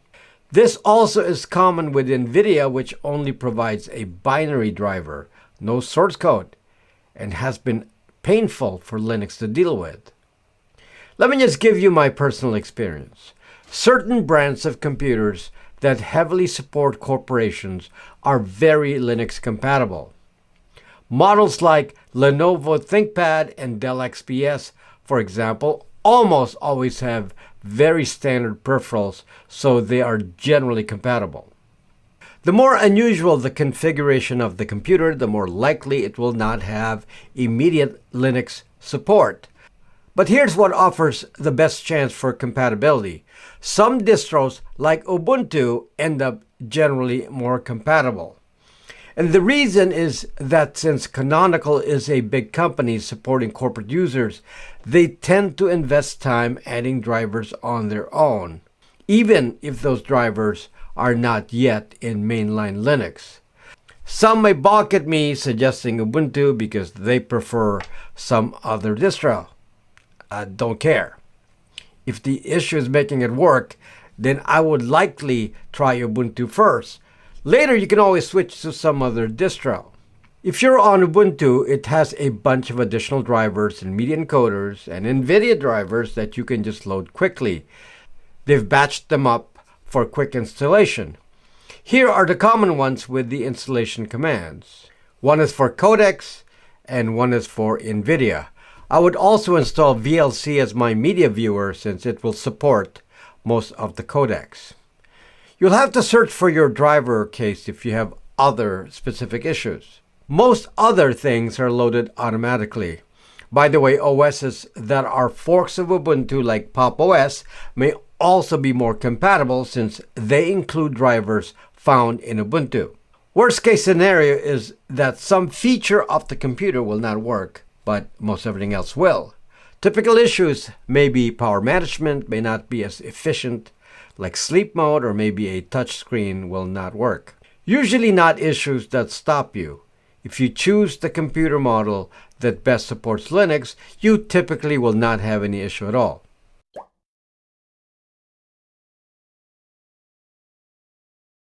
Well, this sounds more scary than it is in real life. When Windows first came around, lots of things had to be done on the command line too. And frankly, having it in 10 million layers of hidden windows in Control Panel does not make it any easier. I deal with this every time a new release of Windows comes about. And many tweaks in Windows are done in the registry, which is no different in difficulty than a command line. So, is this a big negative? Frankly, it's just different. You may think less of it as an issue with Windows because you know where things are now. But the basic structure of Linux is actually simpler than Windows. I would recommend creating a little notebook of common commands, and after a while you can just cut and paste. The basic skill set is to know how to go to each directory using commands like cd. You should understand these commands, but frankly, you can use the Linux file manager instead with the GUI. Make dir, make directory, cp copy, mv move, rm remove. Then using the text editor, which at the very beginning will be nano. Understanding what sudo is important. Most things that require root permission has to have a sudo before the command. In Windows, the admin password window pops up all the time. Sudo requires a password one time. A lot of apps are installed using commands preceded by sudo, like sudo apt install appname. It will usually be part of some installation instruction for some app. In Windows, you run bat files or batch files. In Linux, you run sh bash shell scripts. Same thing, but the difference is that nothing runs by default. You have to enable execute permissions on the file. And again, for a beginner, you can do this from Linux File Manager, File Properties. Mostly even for advanced users, unless you're Mr. Robot in the TV show, you cannot possibly memorize everything in the command line, so we keep notes. It's hard to remember because some tasks may not have to be repeated unless you're reinstalling Linux. The amount of stuff requiring command line is very low nowadays. Maybe when doing initial installation there's a lot, but after it's all running, it tends to be quite rare.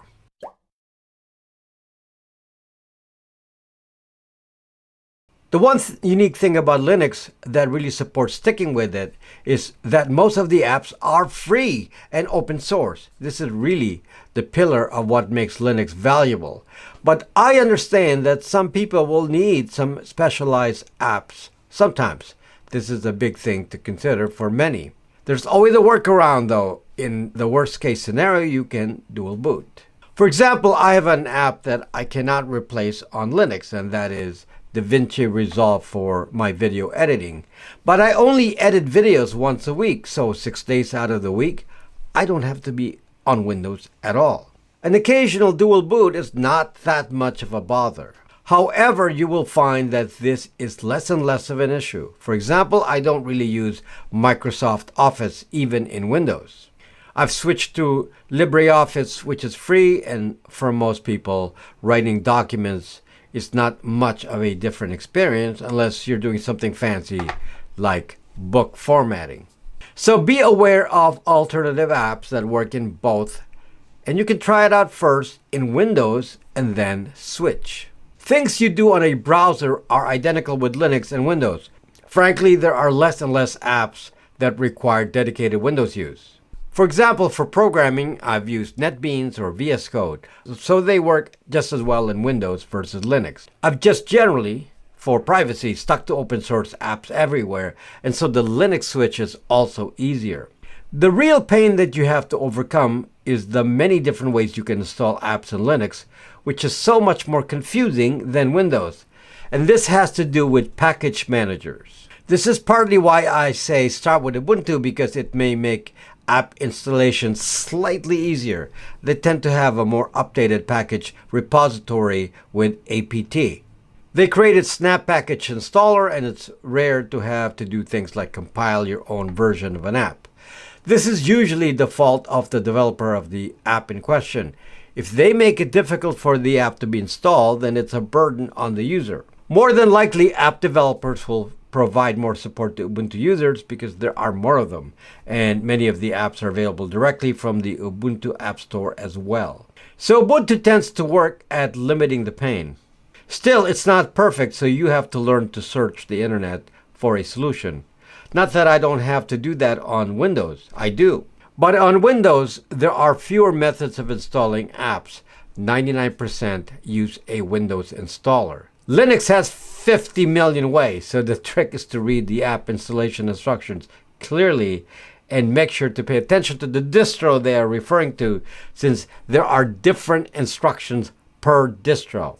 One of the most confusing, though really easy to install options, is when the app provides a file with the extension .appimage. This actually does not have to be installed. Put it somewhere in your documents folder, maybe make a folder called apps, then using File Manager, set the file as executable and just tap on it and it will start. Don't forget the step. The main problem with this kind of install is that there is no icon to launch and you cannot put it as a favorite in the taskbar. But when you encounter it, don't fret, click and it runs. But generally, 75% of apps are installed using the package installer, which is this command on all Debian distros. Sudo apt install and then whatever the app is.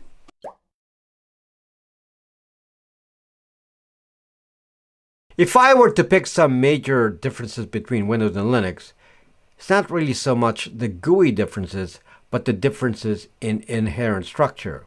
First of all, Linux has no conception of the reference to drives like C drive or D drive, etc. In Linux, and this came from Unix back in the day, everything in Linux is in a directory or folder. Everything.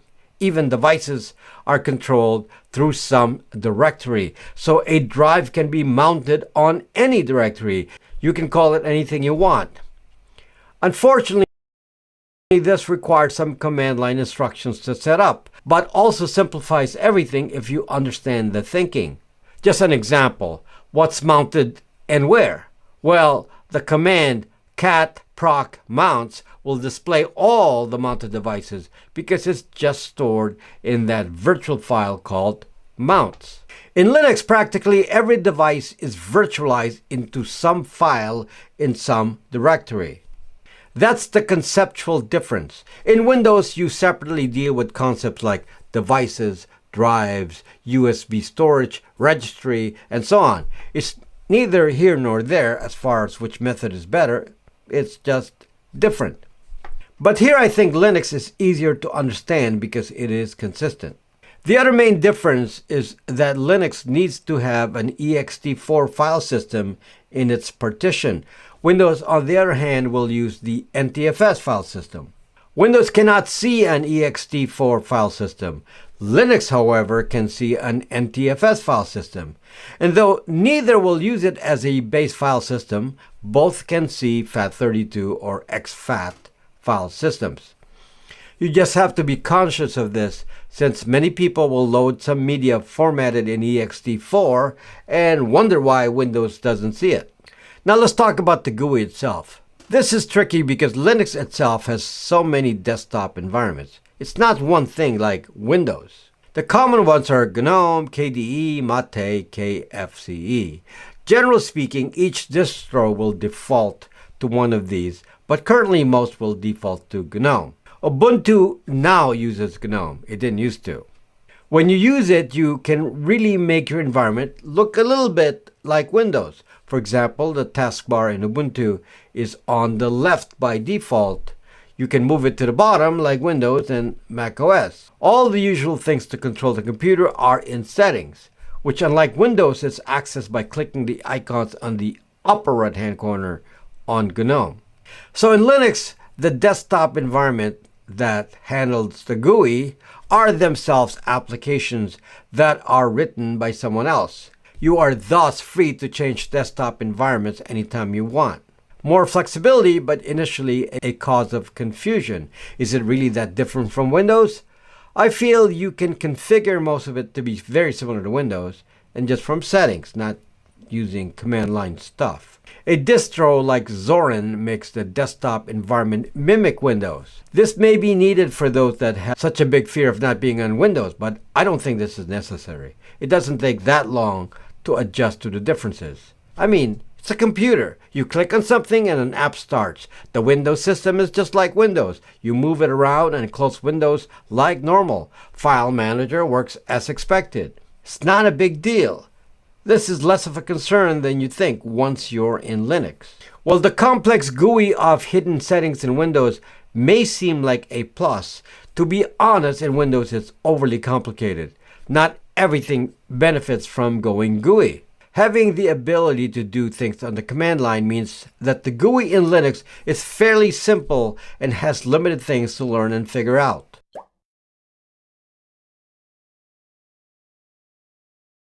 Now, gaming is a big issue for some, and seriously, if this is a big deal, then this is perfect for using dual boot. So in the end, not a big deal.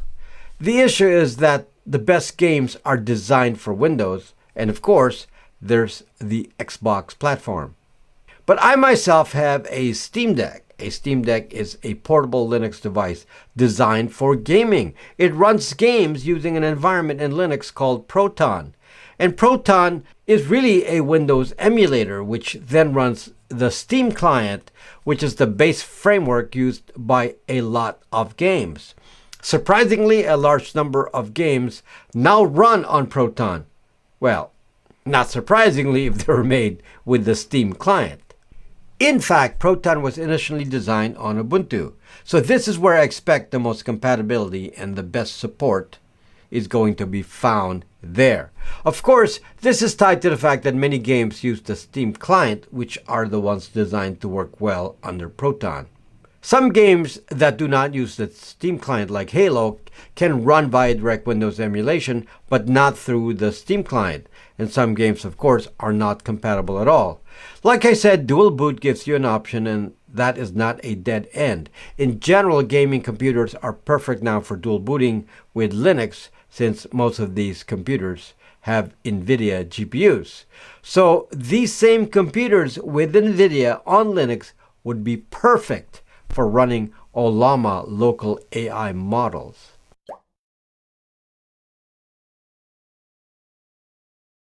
Now, this is truly the thing that irritates most newbies to Linux the most, and I hope this changes as more and more people use Linux. The problem is that Linux, being an OS used heavily by developers, open source enthusiasts, programmers, server farms, and so on, it has a very tech-heavy user base.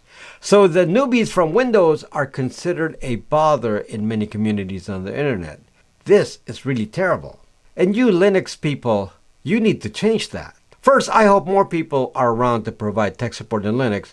And for a newbie, there are companies that offer this for a fee. It may be worth it considering Linux is free. In fact, that's what keeps companies like Canonical, who makes the free Ubuntu, afloat. They provide corporate tech support.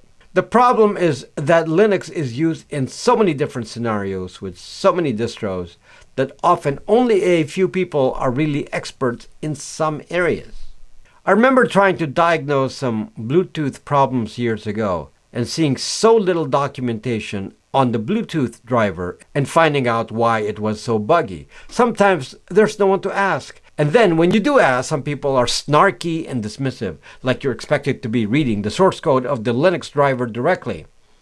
I hope this changes over time, as we get so much spyware on other OSs. This becomes more and more important that newbies aren't turned off by the attitudes of the community. My solution to this is that at some point a more standardized installation of a typical user will be better documented, so there are less problems. For example, OEMs could pre-install Linux on the computers they sell, and half the problems would be eliminated. Fortunately, there are companies that sell Linux computers. Here are some popular companies: System76, Star Labs, Frame.work, Tuxedo Computers, Purism. If the typical setup of 90% of the users is firmly established, then there would be less issues. We are definitely not there. This is where the fragmentation of Linux into so many distros, desktop environments, package managers, and installation methods is a deep negative. Someone needs to rethink this. Maybe some new distro becomes the standard newbie distro. Maybe it will be Ubuntu because right now it is the closest. Some people will always prefer some other distro and will denigrate Ubuntu as not being privacy focused enough, etc. But I'm not going to be one of those people because I think at this point, mass acceptance is more important of an issue. I hope this takes the fear of Linux away and hope you venture into it, first as a dual boot and then next into full-time Linux use. Folks, the move to Linux is definitely a big step towards privacy and protecting ourselves. I created a company to help solve additional threats that are needed in addition to switching to Linux. We have the Brax Virtual Phone, which will allow you to have additional phone numbers without a SIM card or even without a phone. We have the Google phones, which, like Linux, are running open source operating systems and are invisible to big tech. We have Braxmail, which you can install on your Linux machine and gives you unlimited aliases and identity-free use. We have Bytes VPN and BraxRouter, which is important to protect your IP address, which is a privacy invading identifier. All of these are on my store in the platform BraxMe. BraxMe has over 100,000 users who talk about privacy issues in the communities there. Join us there and support what we do. The store is accessible when you're on the platform. Thank you for watching and see you next time.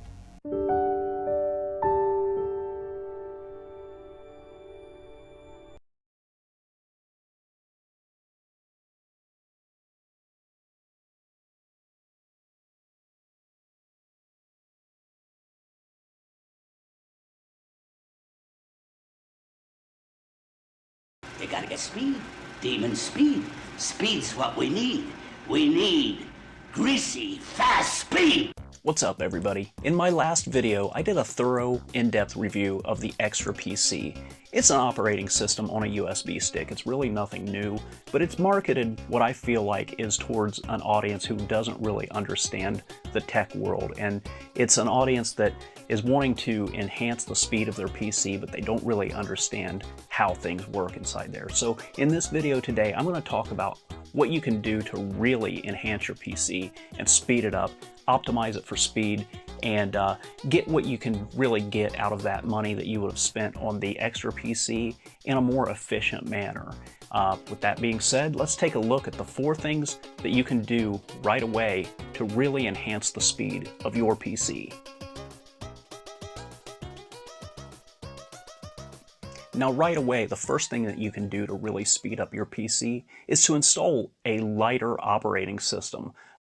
Windows is a bit of a resource hog, as is the Mac OS. Now, I'm not saying that you should definitely switch to Linux, but if you can get away with it and if it does everything that you want it to do, you will see a tremendous speed boost from doing this. You can check out my last video. At the end of that video, I'm going to leave a timestamp for that. I show you exactly how to install a Linux OS. Alright, here's the PC that we're going to be taking a look at. This is the HP DC 7800. It's the same machine that I used in my last video where I tested Windows Vista against the Extra PC USB stick. It's about a 12-year-old machine and certainly not impressive at all by today's standards, but the first thing that you want to really understand about upgrading your PC is don't be afraid to tear into it. We're going to open this thing up and take a look inside. And right away, this is a pretty bare bones system. So we're going to really talk about hardware now. Almost everything on a PC is plug and play. And first off, the easiest thing to replace with the biggest speed boost is going to be your hard drive. That's this right here. This is a SATA hard drive. Most PCs are going to have SATA connections in this day and age.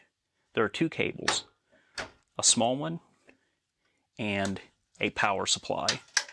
This is an old style spinning platter hard drive. This has a series of magnetic disks that spin inside, and that's how the data is stored. What we want to do is replace this with a solid state hard drive that basically uses sort of the same technology that's in a USB thumb drive. They're a lot faster than this thing right here. These are very easy to replace, and basically you just plug this smaller cable into here, and you plug this power supply cable into right there, and it's good to go. Now what you're going to find is that when you replace this hard drive, you're going to not have an operating system on there, so you're going to have to install that on there, and link in the description for how you go about doing that. I don't have a new solid state hard drive on hand. I have this one. This is not what they normally look like. Now this is not a solid state hard drive. This is a 2.5-inch spinning platter hard drive out of a laptop, but basically the solid state hard drive is going to look a lot like this, but it will be made of plastic, probably. I had to take the case off of this one for a project where I needed the extra space to fit this in what I was building. So that's why this one does not have a case, but basically as you see right here, it does have the proper connectors. So I'm going to have to install this the same way, and I'm going to have to get creative with how I mount this in here, but that is how you hook that up. I will probably just creatively mount that right here because this spot is plastic, and I don't have to worry about any metal on metal, anything like that. Any kind of shorts, I think will be just fine with coming up with a way to mount that right there. And I've got a big blank spot on this drive where there's nothing to worry about there. So that's the trick with this machine, is I really don't want to spend any money on it. I raided my parts pile to find the hardware that I have here.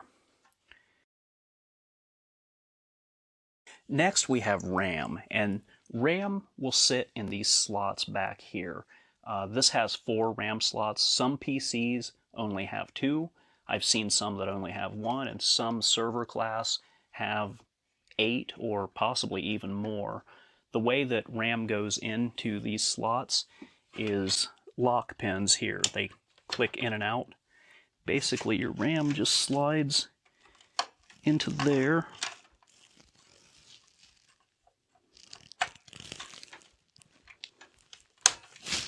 And then you just push straight down until they both snap into place like that, and that's how you install your RAM. This machine came with 2 gigs, but luckily I raided my parts pile and I found where I can max this thing out to 8 gigs. So I lucked out there. I'm just going to follow suit and install the other 3 sticks in these 3 slots here. Alright, scrounging through my parts pile, here's the last piece of hardware that I found. Now this is a graphics card, and it's a common misconception that only gamers need graphics cards to play video games with. In all actuality, if you don't have a graphics card, what is going to happen is it's going to put more strain on your onboard system resources to render your graphics. So putting one of these in, even if it's a lower end graphics card, will actually take some of that strain off of your system resources, and in theory should speed your system up a little bit. To install your graphics card, you're going to look for a slot that looks like this. This is a PCI Express slot. And you'll have to remove one of these slots here that coincides with the PCI Express slot to fit the graphics card in. As soon as you've done that, it's as simple as taking the graphics card, lining it up with the PCI Express slot, and pushing it into place. Now with all of this new hardware installed, I'm going to button her back up, and we're going to see how she runs. Alright, now that I got all of this new hardware installed in this machine, I want to go through and install a fresh installation of Lubuntu. Right now I'm booting Lubuntu off of a USB flash drive. Now from the desktop I'm going to run the Lubuntu installer. This is going to install Lubuntu to the solid state hard drive that we just put in this machine. Everything should run a lot faster. I'm not going into great detail with what I'm doing here because basically it's a very simple process to follow. Just follow the on-screen prompts. Now we're getting to the installation portion, and we should see that this installs pretty quickly. Alright, so about 10 minutes later the installation is done. We're going to reboot this machine. Now I'm going to do a fresh start, completely powered down, and see how long it takes for this operating system to boot up.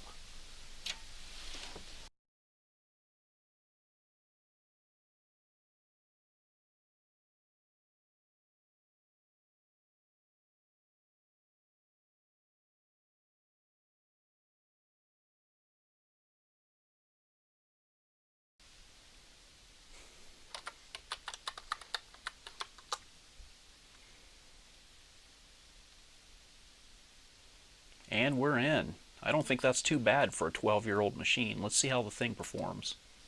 Let's check out a couple news sites.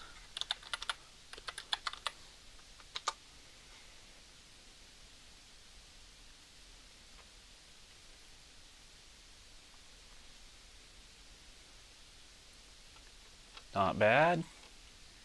To show that I'm not partisan, we'll go to Fox News.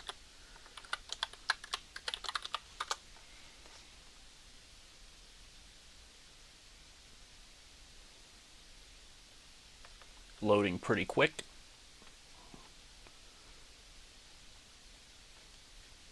And we'll check out some video playback on YouTube.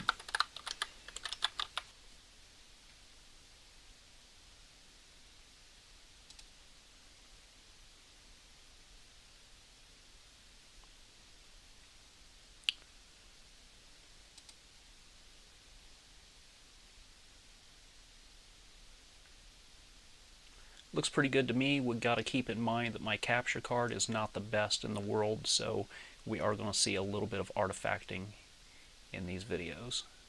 Let's launch the Office application and see how quickly it loads up.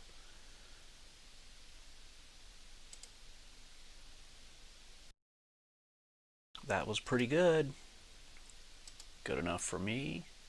The solid state hard drive is definitely the biggest performance boost out of everything that we've done to this.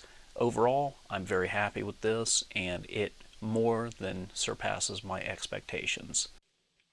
So those are 4 quick, easy, and cheap methods you can use to speed up your PC. If you have any more ideas on what you can do to speed up your PC, let us know in the comments below. I'd be interested to hear what kind of things you've done to optimize and add speed to your PC.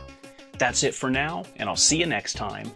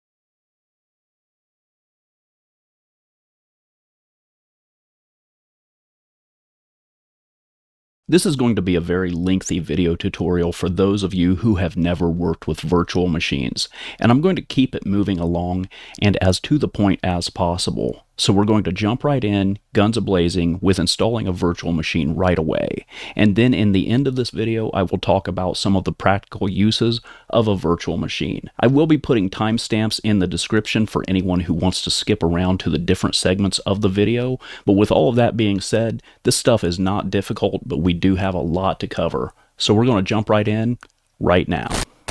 Now, before getting started, one thing that you should check is to make sure that your PC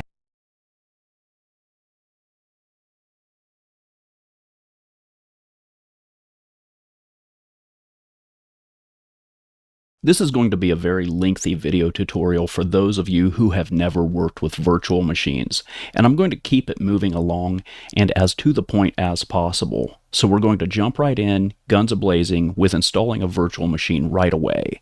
And then in the end of this video, I will talk about some of the practical uses of a virtual machine. I will be putting timestamps in the description for anyone who wants to skip around to the different segments of the video. But with all of that being said, this stuff is not difficult, but we do have a lot to cover. So we're going to jump right in right now. Now, before getting started, one thing that you should check is to make sure that your PC has virtualization hosting enabled. This is done by booting into your system's BIOS settings, and it's different for each machine. So unfortunately, I probably won't be able to tell you how to do it on your particular machine, but a quick internet search should show you how to enable virtualization hosting on your PC. Here I'm giving an example of how to do it on a Dell Optiplex 7010, but this step will most likely be different on your system.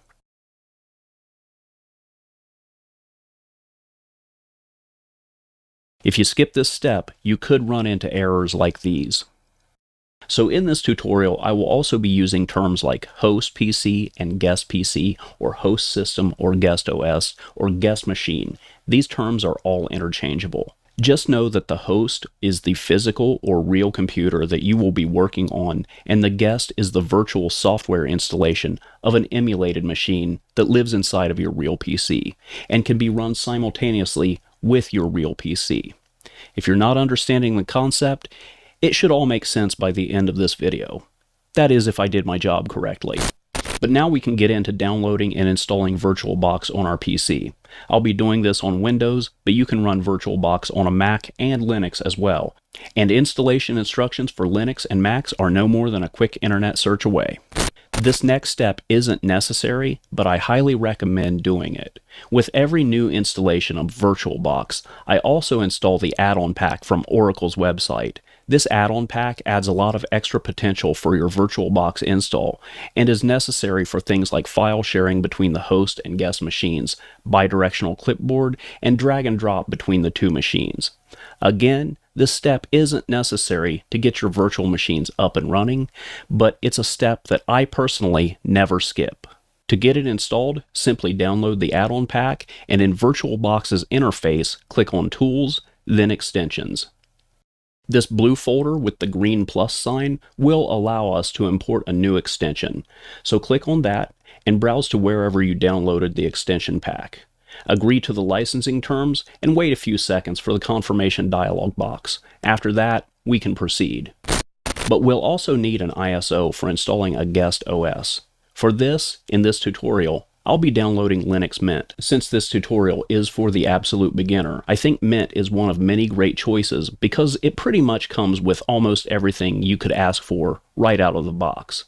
But if you want to use a different operating system ISO, you can. Just substitute the ISO of your choice in place of the Linux Mint ISO in these instructions. But just keep in mind, the further you go off script of this tutorial, the less help I could potentially be if you have any questions.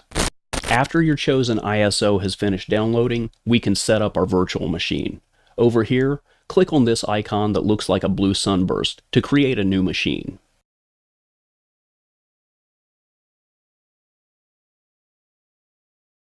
For this machine, I'm going to assign 1024 megabytes of RAM, and keep in mind that this amount of RAM is set aside from your host machine's RAM. 1024 is a little on the slim side for Linux Mint. I would be more comfortable with 2048 if I were going to use this virtual machine a lot. That's code for, if you're going to use this virtual machine a lot, put in at least 2048 here. But for the purposes of what I'll be doing in this tutorial, 1024 will be fine. We also need to create a virtual hard drive. So I'm assigning a hard drive with 20 gigabytes of space, which will be fine for this tutorial. We could create a dynamically expanding drive, but I personally prefer not to do that, and I almost never use a dynamically expanding drive. I don't want my virtual machine to expand and over your call. I'm sticking with 20 gigabyte virtual machine. And last but not least, the virtual machine will need that Linux Mint ISO that we downloaded. Over here, click on the storage setting. And we see that our top IDE controller is empty. This is where we point to that Linux ISO that we downloaded. So I'm going to click on this blue disk icon and browse to the location where I downloaded Linux Mint. And then I will select that ISO and click on Choose. And now we see that our top IDE controller has an ISO assigned to it. Think of this like a CD or DVD tray for your virtual machine. And the SATA controller down here, think of that as your internal hard drive.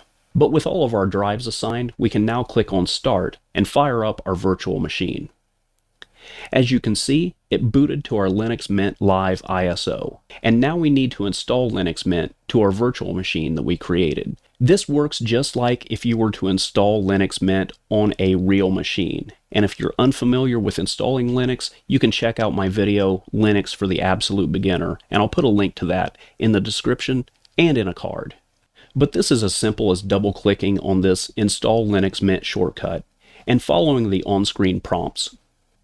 It's behaving exactly as if you were to build a real physical machine with a real 20 gig hard drive, and when it comes to installing a disk, if you followed the instructions exactly up to this point, you shouldn't see any other hard drives on which to install this OS. And everything on your host OS, except for that virtual hard drive that we created, is inaccessible to this virtual machine. Also, at this point, take note of this lower status bar. You can mouse over and get the status of the various components of your virtual machine, but for now, just bear in mind this right control key. The virtual machine that we are creating in this tutorial will have seamless mouse integration from the host to the guest machine, so this is not something we necessarily need to worry about for this tutorial. However, if you are working with a virtual machine that locks your mouse and keyboard inside of your guest window, the right keyboard control key will unlock and send it back to your host machine. This is a small detail, but it can be pretty important to keep in mind. After you've run through the installer, it will tell you to eject the installation media and hit enter. Under this setup with this virtual machine, you don't have to eject anything, just hit enter. Now after this virtual machine reboots, it will boot into the full installation of Linux, and congratulations, you've installed your first virtual machine. It should behave as if it were a physical installation on real hardware, for the most part.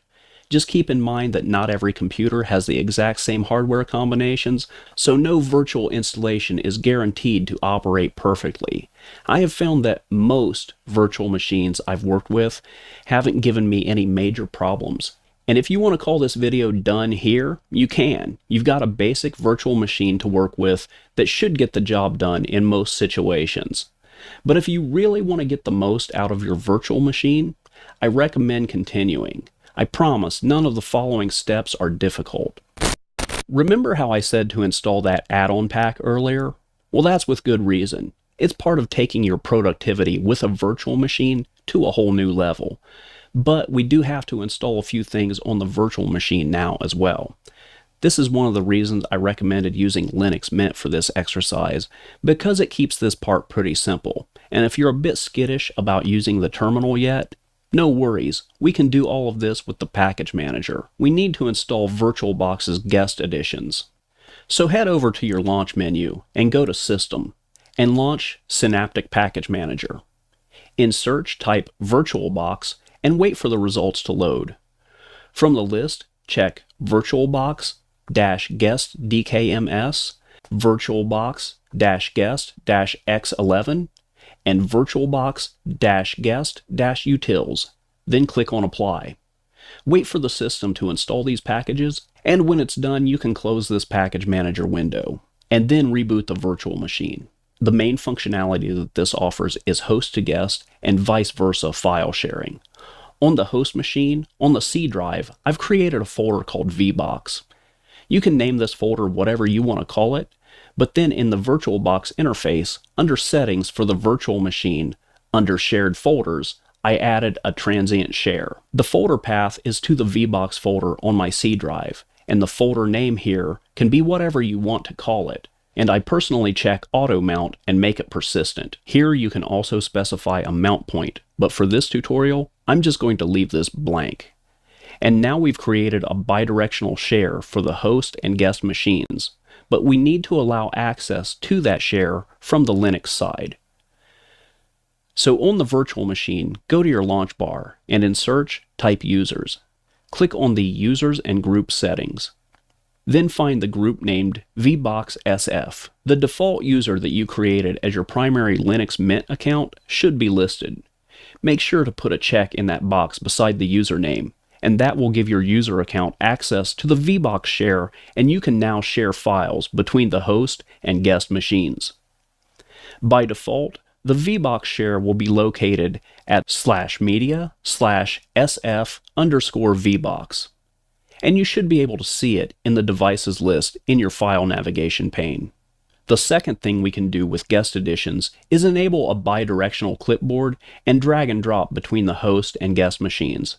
However, I would consider this experimental at best. It's mostly pretty good, but it's one of those things that works when it wants to work, how it wants to work, if at all. I always enable both of these options, but I don't get my expectations very high. Copying and pasting text from one machine to the other seems to work out pretty well, but if you want to reliably move files between the guest and host, the best way to do it is probably just stick with creating a transient share, like we did earlier.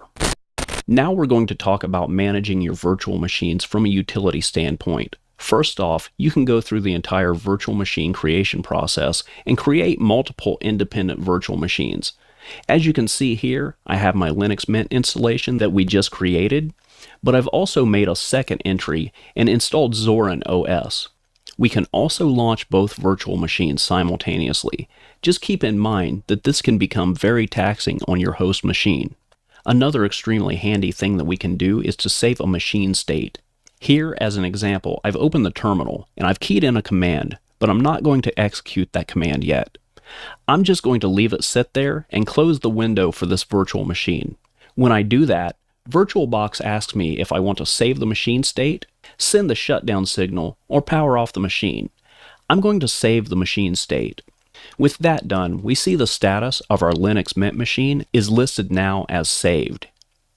So when we start that machine, it will pick up exactly where we left off, with the terminal window open and with the command in place, still waiting to be executed.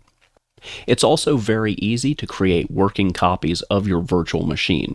The easiest and most direct way to do this is to simply right-click the virtual machine in VirtualBox's main interface and select Clone. This will create an exact copy of the virtual machine that we're working with.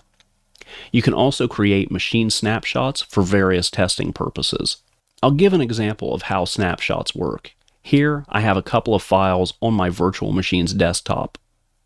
I'm going to create a snapshot of this machine, and now I'm going to delete those files. I've also gone ahead and installed Google Chrome on this instance of this machine. But now I'm going to boot from that saved snapshot, and as we see, the machine has rolled back to that point in time where I took that snapshot. The files I deleted have returned, and Google Chrome is no longer installed. You can create multiple snapshots from the respective guest machine's menu, and later access all of a guest's snapshots from its hamburger menu on the main VirtualBox interface.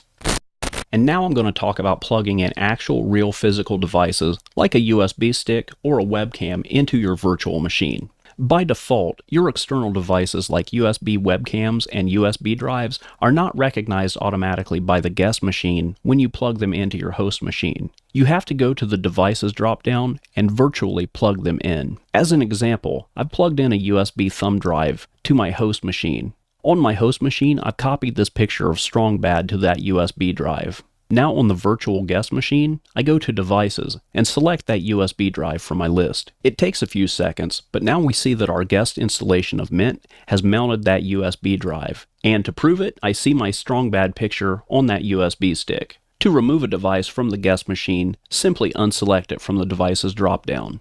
You can also use this method to add other USB devices, and as you can see here, it's also very easy to add a webcam to the virtual machine. So I've covered pretty much all that I can think of to cover for the absolute beginner. So what are the practical uses of a virtual machine? Well, a lot in my opinion. First off, simply using a virtual machine as a learning tool is huge, and experimenting with different operating systems and not needing a physical machine to install them on is a pretty big deal. Also, the practicality of having a virtual machine installed on your main machine where, let's say that you've moved to Linux, but there are still a few Windows programs that you use that you just can't live without. So rather than having this set up in a dual boot situation that can really be cumbersome, having a virtual machine, as long as it's capable of running those software programs, is a lot better option, I think, and a lot easier to access than a second installation on a dual boot scenario. And another thing that I really like about virtual machines is you don't need to dedicate a physical machine to them. So in essence, they don't really cost you anything besides some of the system resources that you already have on hand.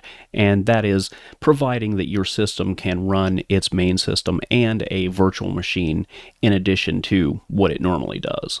And a fantastic use for virtual machines for the professional is in testing environments. It's a good place to start with software compatibility testing and patch updates and things like that. And if you watch any of those prank the scammer type channels like Kitboga or guys like Jim Browning who straight up wreck scammers, they're using virtual machines. It's why you see them hand over the keys to their operating system to these scammers. They're most likely working off of a virtual machine clone, like a master image that they've built, or snapshots, and this stuff is hosted on secondary machines that they can afford to lose if things go south. It's a great tool for penetration testing as you're not putting any real machines at any real risk. And speaking of not putting a real machine at risk, it's a great tool for using if you do want to do some shady things, like maybe look at some risque websites. It's like they say, whatever happens in your virtual machine stays in your virtual machine. And last but not least, these virtual machines are invaluable for teaching.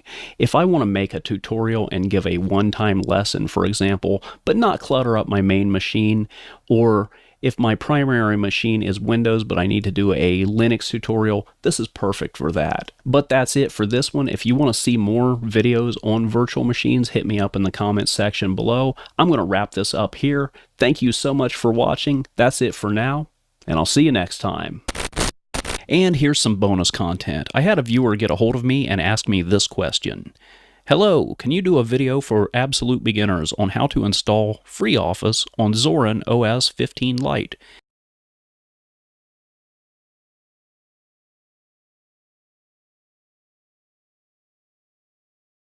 This is going to be a very lengthy video tutorial for those of you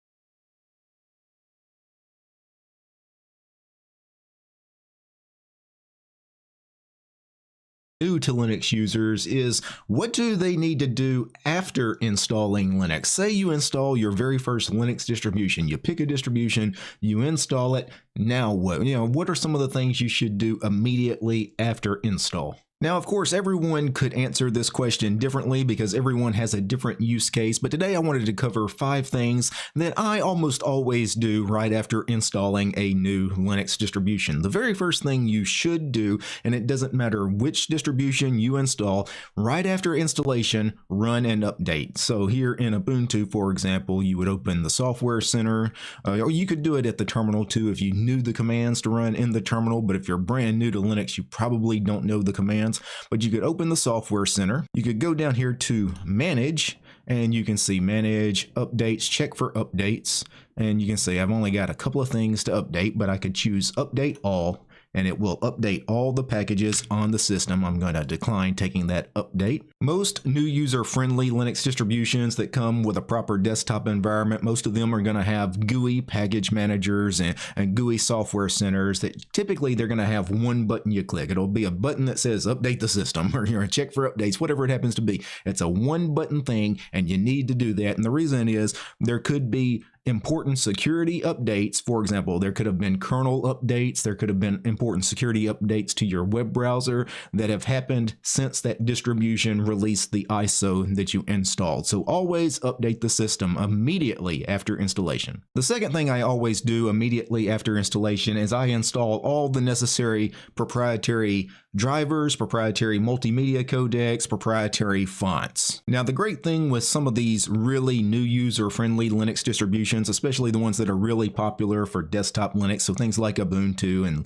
Linux Mint and Manjaro, a lot of these distributions already ship this kind of stuff out of the box. But if they don't, then you need to go and actually install these things yourself. Now, the great thing about Ubuntu is if for some reason you didn't get those things installed during the installation process, they have additional drivers. This program here, look for that, and it will check and see if there are any proprietary drivers needed for your graphics card. So if you're an NVIDIA user, for example, you need the proprietary NVIDIA drivers. If you have a Wi-Fi chip that needs a proprietary driver, it'll check for that. And this tool, all it does, it runs a quick search. Now, in this case, because I'm in a virtual machine, all the drivers are open source, so it couldn't find any proprietary drivers that are needed in this VM. But on physical hardware, it may have found something. And then you just, hit apply changes or install or whatever, hit the button, right? And then it just installs those drivers for you. It makes it real simple. And what I just showed you in Ubuntu is it's that simple, and other really popular desktop distributions like Linux Mint and Manjaro and many others. I also mentioned proprietary multimedia codecs and proprietary fonts, especially the Microsoft fonts,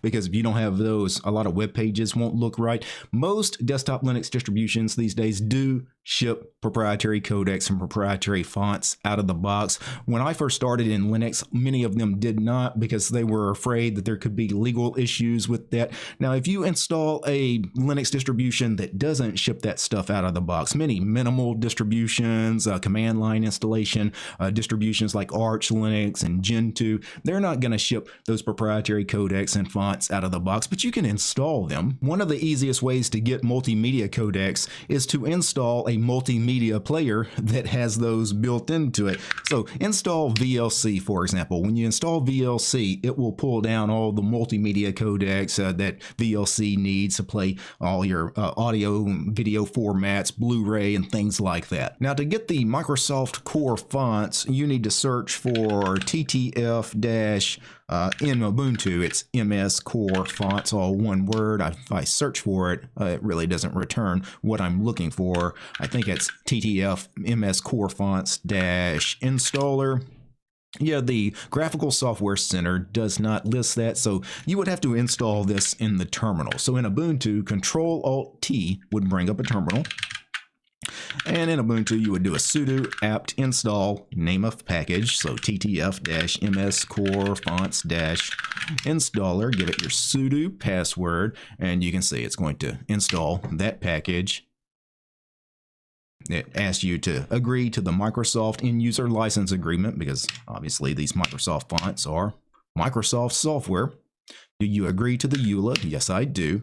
And then it installs the fonts. So all your typical fonts like Arial and Georgia and Comic Sans and all of that stuff. And you really need those installed because so much of the World Wide Web assumes everybody's using Windows. Everybody has the Microsoft fonts. So you want those installed. Otherwise, some websites you go to just won't look quite right. So after updating the system and after installing the proprietary drivers, codecs, and fonts, the third thing I want to do after installation is I want to disable any startup applications that I'm not going going to use, because out of the box, many Linux distributions, they have auto starting programs. So when you log in, you'll be greeted with a welcome screen, for example. You know, I don't want to see that. Maybe I want to see it the very first time I log in, but I want to disable it after that. Or maybe they have a drop-down terminal application that auto starts. Or maybe they have a wallpaper changing application that auto starts. You'll see stuff sitting in your sys tray, certain applications that auto launch in the sys tray. And a lot of times I want to get rid of that. There's a couple of ways to get rid of this. There is using a graphical tool, which if you're using GNOME, GNOME has this really neat graphical tool called GNOME Tweaks. So if it's not already installed, install it. Again, it's called GNOME Tweaks. Now, Ubuntu does not have this tool installed out of the box. I installed it myself, but when you launch GNOME Tweaks, you have this category for startup applications, and you can see Ubuntu really doesn't have any of those annoying startup applications. Very good for Ubuntu. Now, if you don't have something that's a graphical tool to remove the auto start programs, you could go into the file manager. So open your file manager and go into .config and then look for an auto start directory. Now Ubuntu doesn't even have an auto start directory, but normally there would be a folder here called auto start, and then inside that directory you would see desktop applications, you would see files with program names, and those program names would be the applications that auto start. I can actually show you this on my Arco Linux installation. So this is Arco Linux, and if I go into .config/auto start, you can see on my Arco Linux installation I have one program set to automatically launch on startup, and that is Nextcloud.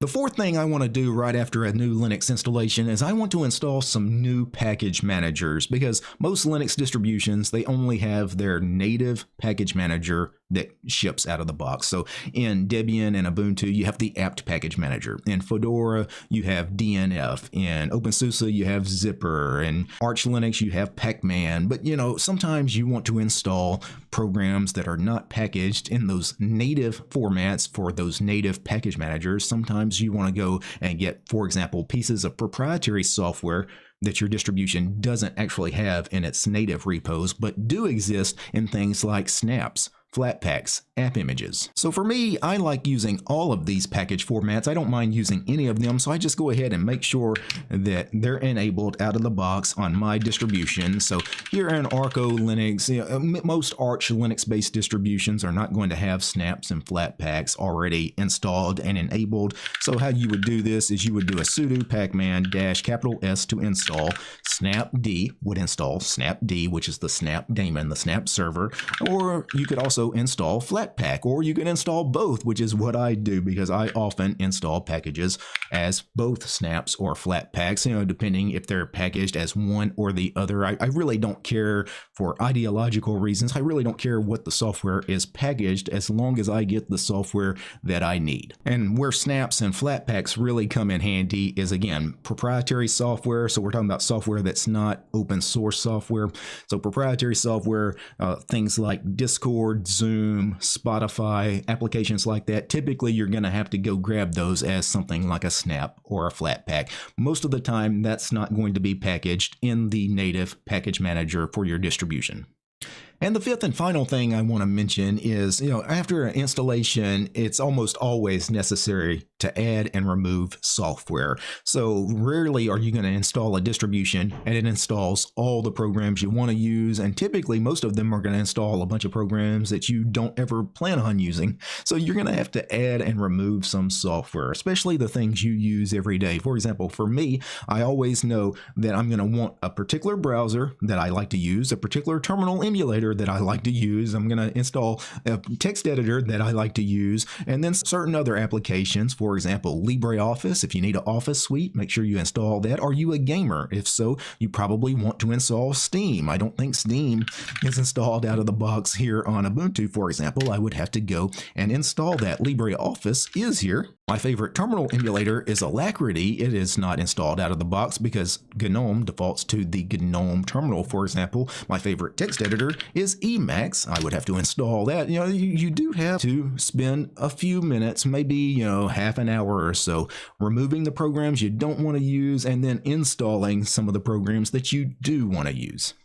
Now, before I go, I need to thank a few special people. I need to thank the producers of this episode. And of course, I'm talking about Matt, James, Steve, Armor Dragon, Darloff, Daedalus, GDR, George, Lee, Matthew, Mythos, Arion, Paul, Peace, Arch, and Vidor, Realities for Less, Red Prophet, Roland, Soul, Astray, Tenrin, War, Gentoo, and Ubuntu, and Willie. These guys, they're my highest tiered patrons. Without these guys, this quick video about 5 things I like to do right after installing Linux, this video wouldn't have been possible. The show's also brought to you by each and every one of these fine ladies and gentlemen. All these names you're seeing on the screen right now, these are all my supporters over on Patreon. Without these guys, I wouldn't be able to do what I do. If you like my videos and want to see more videos about Linux and free and open source software, subscribe to DistroTube over on Patreon. Peace, guys.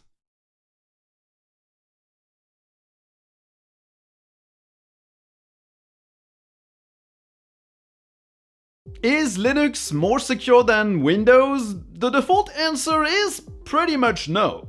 The security of Linux comes from the fact it tends to be less targeted on personal computers than Windows, but on servers it's an appetizing target. But Linux can be more secure than Windows if you want it or if you need it to. Distros always have to strike a compromise between security and usability. The more secure you make your system, the more friction you can encounter as you use it. So here are a bunch of things you can do to make your Linux server or your desktop more secure. You can pick and choose what you need and what you don't depending on your use case, and your distro might already implement some of these. And of course, if you have other important tips, don't hesitate to share them in the comments so everyone can benefit. And speaking of security, there's also our sponsor. If you are interested in increasing the security of your Linux system, you should also take a broader look of everything that you use, and that includes email. That's where our sponsor ProtonMail comes in. ProtonMail is a private and secure email service. They're based in Switzerland and they're laser focused on protecting your privacy with robust end-to-end and zero-access encryption and plenty of security features built in, like two-factor authentication, support for hardware security keys like YubiKey, and support for biometric lock on their mobile apps. But on top of that, they also have Proton Sentinel. They have a team of security analysts who monitor your account 24/7 to detect suspicious account events, infiltration and takeover attempts, and it's a level of security that automated systems alone cannot match. And of course, ProtonMail remains easy to use and offers all the protections you will expect to keep your inbox clean from trackers, ads, spam, and phishing. It also provides all the features you need to quickly manage your email, unsubscribe from newsletters, manage your calendar, and more. And the best part, you can sign up to ProtonMail for free and enjoy a suite of essential tools, including a VPN, calendars, secure cloud storage, and a password manager. ProtonMail's free tier gives you all the essentials, and you can upgrade at any time for more storage or premium features like Proton Sentinel. So head over to the link in the description below and give ProtonMail a try. Okay, so let's begin with a general rule of thumb. The more software you use, the larger the attack surface you give to attackers. It's logical. Each piece of software you install adds potential vulnerabilities and attack vectors that can be exploited, which means you should only install and keep installed what you actually still use. It's always good to take a look at all your installed applications and libraries and remove what you don't use anymore. You can also remove packages that aren't linked to anything else and aren't used by anything. For example, on Debian or Ubuntu, you can find all of these by running sudo apt auto-remove. And of course, it also means you will want to make sure everything you run is up to date. Apply your software updates. If you're coming from the Windows world, you might view software updates with a bit of distrust because they can be very annoying, they can interrupt your work, and they sort of often break things or add features and tracking that you never asked for. On Linux, this is not the case. And on a desktop, you probably already apply updates, or your distro might even have auto updates enabled. But on a server, it's easy to let things slide and to forget to log in regularly or automate things to make sure that things are up to date. I am guilty of that myself. So don't be lazy and make sure your updates are applied regularly. And just like with packages, libraries, and apps, you should also make sure you only run the services you actually use. By services, I mean stuff like CUPS, the printing server, or ALSA for older audio programs, Bluetooth firmware update for firmware updates, VPN services, and the like. Most distros should handle these services using systemd, and you can list all services running with systemctl list-unit-files. And of course, if when you heard the word systemd you made a mini barf in your mouth, then maybe you already know how to handle all of these services. Now, still on systemd though, to stop a service you don't need, you can run systemctl stop followed by the name of the service. You might need admin privileges here, so you might need to use sudo. To stop the service from starting with the system, you can also run systemctl disable followed by the name of the service. For example, most servers will not need Bluetooth or printing, so you could disable that and make sure they don't run at all times. It will also save a few system resources in the process. Get it? Process? Okay, moving on. If you run Linux on a server, the general rule of thumb is also not to run a graphical desktop on it. It will use a lot of resources for something you don't access most of the time, and it adds a lot of software that could then be used by attackers. It will often be much more secure to use SSH to log into the server remotely. But you might also need to secure SSH first. If you have multiple users, make sure only the ones who need it have SSH access. To do that, you can edit the /etc/ssh/sshd_config file and type allow users, then the names of the users that will actually have access to SSH. You might also want to authenticate using a public key instead of a password. The user that logs into the server with SSH will have to have a key that matches what is on the device being accessed through SSH. This is much more secure than just a password that could be brute forced. You can also turn on two-factor authentication for SSH and use an authenticator app for even more security. There are a lot of tutorials online on how to do this. I left links in the description for some of these. I would love to include them in the video, but I also don't want it to take 45 minutes, and we still have a lot to cover. Now, something that might be useful in general for a server or a desktop is making sure all the users are correctly handled. The first thing will be to disable root login. Root is the super user, the one that has access to virtually everything on the system. If an attacker manages to log in as root, your system is toast. So it's better to not have root as a user, but use administrator privileges instead. Now, do note that some people think that having the root user is more secure than using sudo for every admin user, because you only have one user that can do everything, and if it has a very strong password, then it's more secure, but personally, I disagree with that. The root user will always be the obvious attack choice because it has access to everything, so that's the one attackers might try to brute force into. And also, admin accounts that have access to sudo, you can limit what they can actually do using sudo, so they might not have all the privileges over all the system. Now, if you do decide to disable the root account, make sure that at least one user still has full admin privileges though, or you will have a system without any way to access certain administrator tasks. Once you're certain everything is okay, you can use the following method, which will redirect root's login from bash to no login, so the root account will still be here, but it won't be able to access anything. To do so, you can edit /etc/password, and you can change this line by replacing /bin/bash or whatever other shell root currently logs into by /sbin/no-login. Now, if you want to keep the root account locally, but you want to disable any remote access to it through SSH, you can also do that. And it's a good way to mitigate security risks without compromising the efficiency of you actually using your device. To do so, you can edit the /etc/ssh/sshd_config file and uncomment the permit root login line, then set its value to no. Restart SSH with systemctl restart sshd, and you're done. On top of that, your regular users should have some limits in place. While you can set up password aging, as in users will have to change their passwords after a certain amount of time, I think it's generally not that great, as a lot of users might just end up writing their password down somewhere, which is obviously not secure. What you can do instead is enforcing strong passwords with a variety of rules for length and complexity.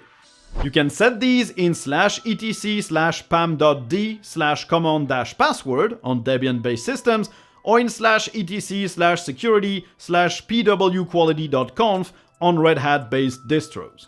Again, I left a link on how to do that in the description of the video because explaining all the various options and rules that you can set up would take its entire video. You can also lock users out after multiple login failures to ensure brute force attacks cannot be executed. You will need the pam_faillock module, which will probably be pre-installed on most distros. After that, you can edit the /etc/security/faillock.conf file and add a few lines to set how many failed attempts can happen and the time before the locked account is unlocked. You can also try to improve the physical security of your device, in case it gets stolen or somebody puts their greasy paws on it. So of course, full disk encryption will be pretty useful for that. Once your disk is encrypted, unless the attacker manages to guess or brute force the passphrase, they won't be able to just plug a USB drive and siphon the whole contents of your hard drive. Most distros offer an encryption option at install, just make sure to use a passphrase that you can remember, because if you lose it, you lose your files. You can also lock the BIOS with a password, so an attacker couldn't change the boot priority to boot a live USB and grab your files. This can be done in the BIOS or UEFI interface of your computer. And if your device doesn't ever need to have anything plugged into it, you can also completely disable USB and Thunderbolt in your Linux system. So even if someone manages to get in the system and access your account, they won't be able to just grab a USB drive and copy stuff. Although, admittedly, if they have access to your session, they could also just zip the whole files that they need and send them over using the internet, even using the command line. Now, still, if you want to disable that, you can type the commands I left in the description of the video for USB, FireWire, and Thunderbolt. To revert this, just remove the lines that have been added in the various files by these commands. And finally, we have two more big topics.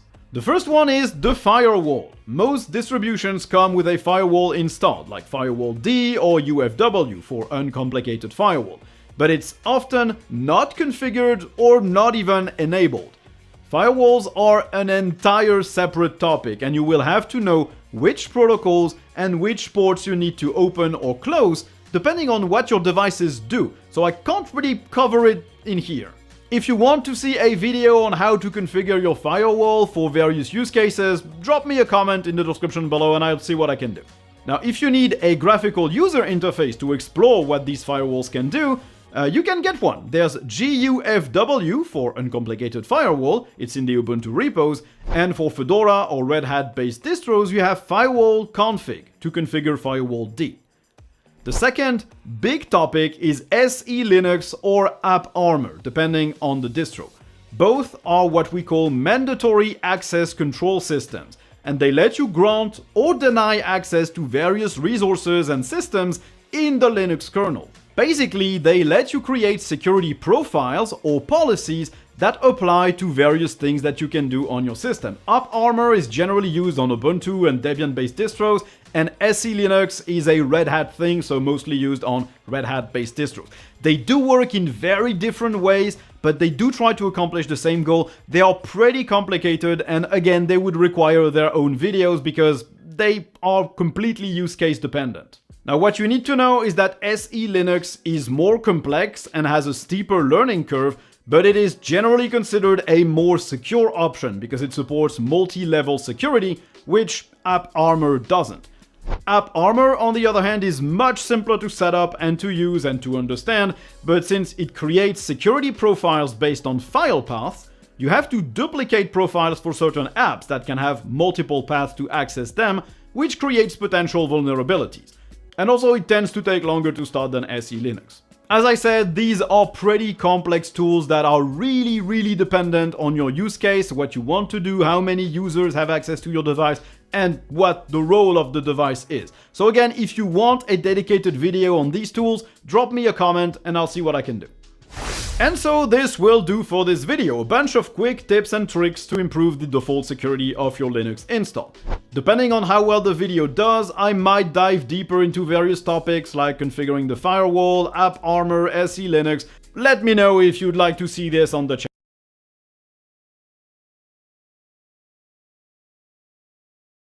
Time to install an OS, and going into this project, I wasn't even seriously considering Linux, although it's a pretty hard topic to avoid when researching ThinkPads. It's like the cult within the cults. But when I was initially inspecting the T480 just to make sure it worked, it booted into a Windows 11 installer, and I knew I was going to replace this original drive anyways, so I did the setup to test things out. But after about 30 seconds of running a fresh Windows install, I knew this just wasn't an option, as basic functions ran like complete shit and I was getting a pop-up every 5 seconds about a OneDrive, Copilot, or some other Windows nonsense. And I know you can debloat Windows to its bare bones, that's basically how I run my main desktop, but for this hardware, and just out of curiosity, it made sense to try Linux. And I'm not sure if it's just that phenomenon of once you start driving a car, you start seeing your car everywhere, but it definitely seems like Linux is riding a wave right now. Windows is shooting itself in the foot, the PewDiePie video was pretty good, and now half of my YouTube recommended is Linux and ThinkPad videos. So I started out watching a ton of Linux content, what it is, how to install, what are the different distros, how to use the terminal, all that good stuff,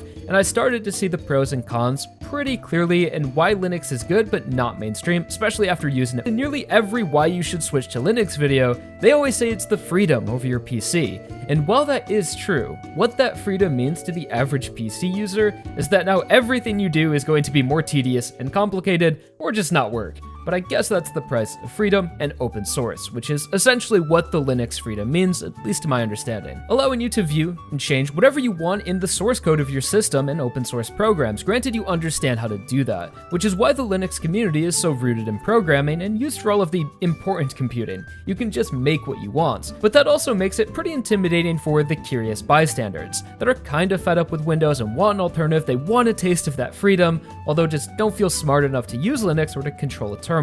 But I hope to show you through my experience that you don't need to understand all of it, or even a little, to use Linux and to find some sort of value out of it. So step one is choosing a distro. I like to think of these as different UIs or even difficulties for different kinds of users, but all being distributions of Linux. I know that's not exactly what they are, but bear with me here. Some of them give you a complete desktop environment with drivers and an app store, and others just give you a terminal and say figure it out yourself, or more accurately would be build it yourself. It's like the difference between playing with an action figure and Bionicles. With the action figure, you can have fun, you can pose it, you might be able to duct tape something to it to customize a little bit or paint the decals, but then you have the Bionicle kid that combined 15 Bionicles from home and spent a lot of time making this thing and had to understand the basics of engineering, but he made something really cool that was uniquely his own. So in an effort to keep things simple, I consulted the choosing a Linux distro flowchart and quickly landed on Mint and Ubuntu, although there is a lot more to choose from than just those. And when learning about distros, you'll inevitably come across Arch.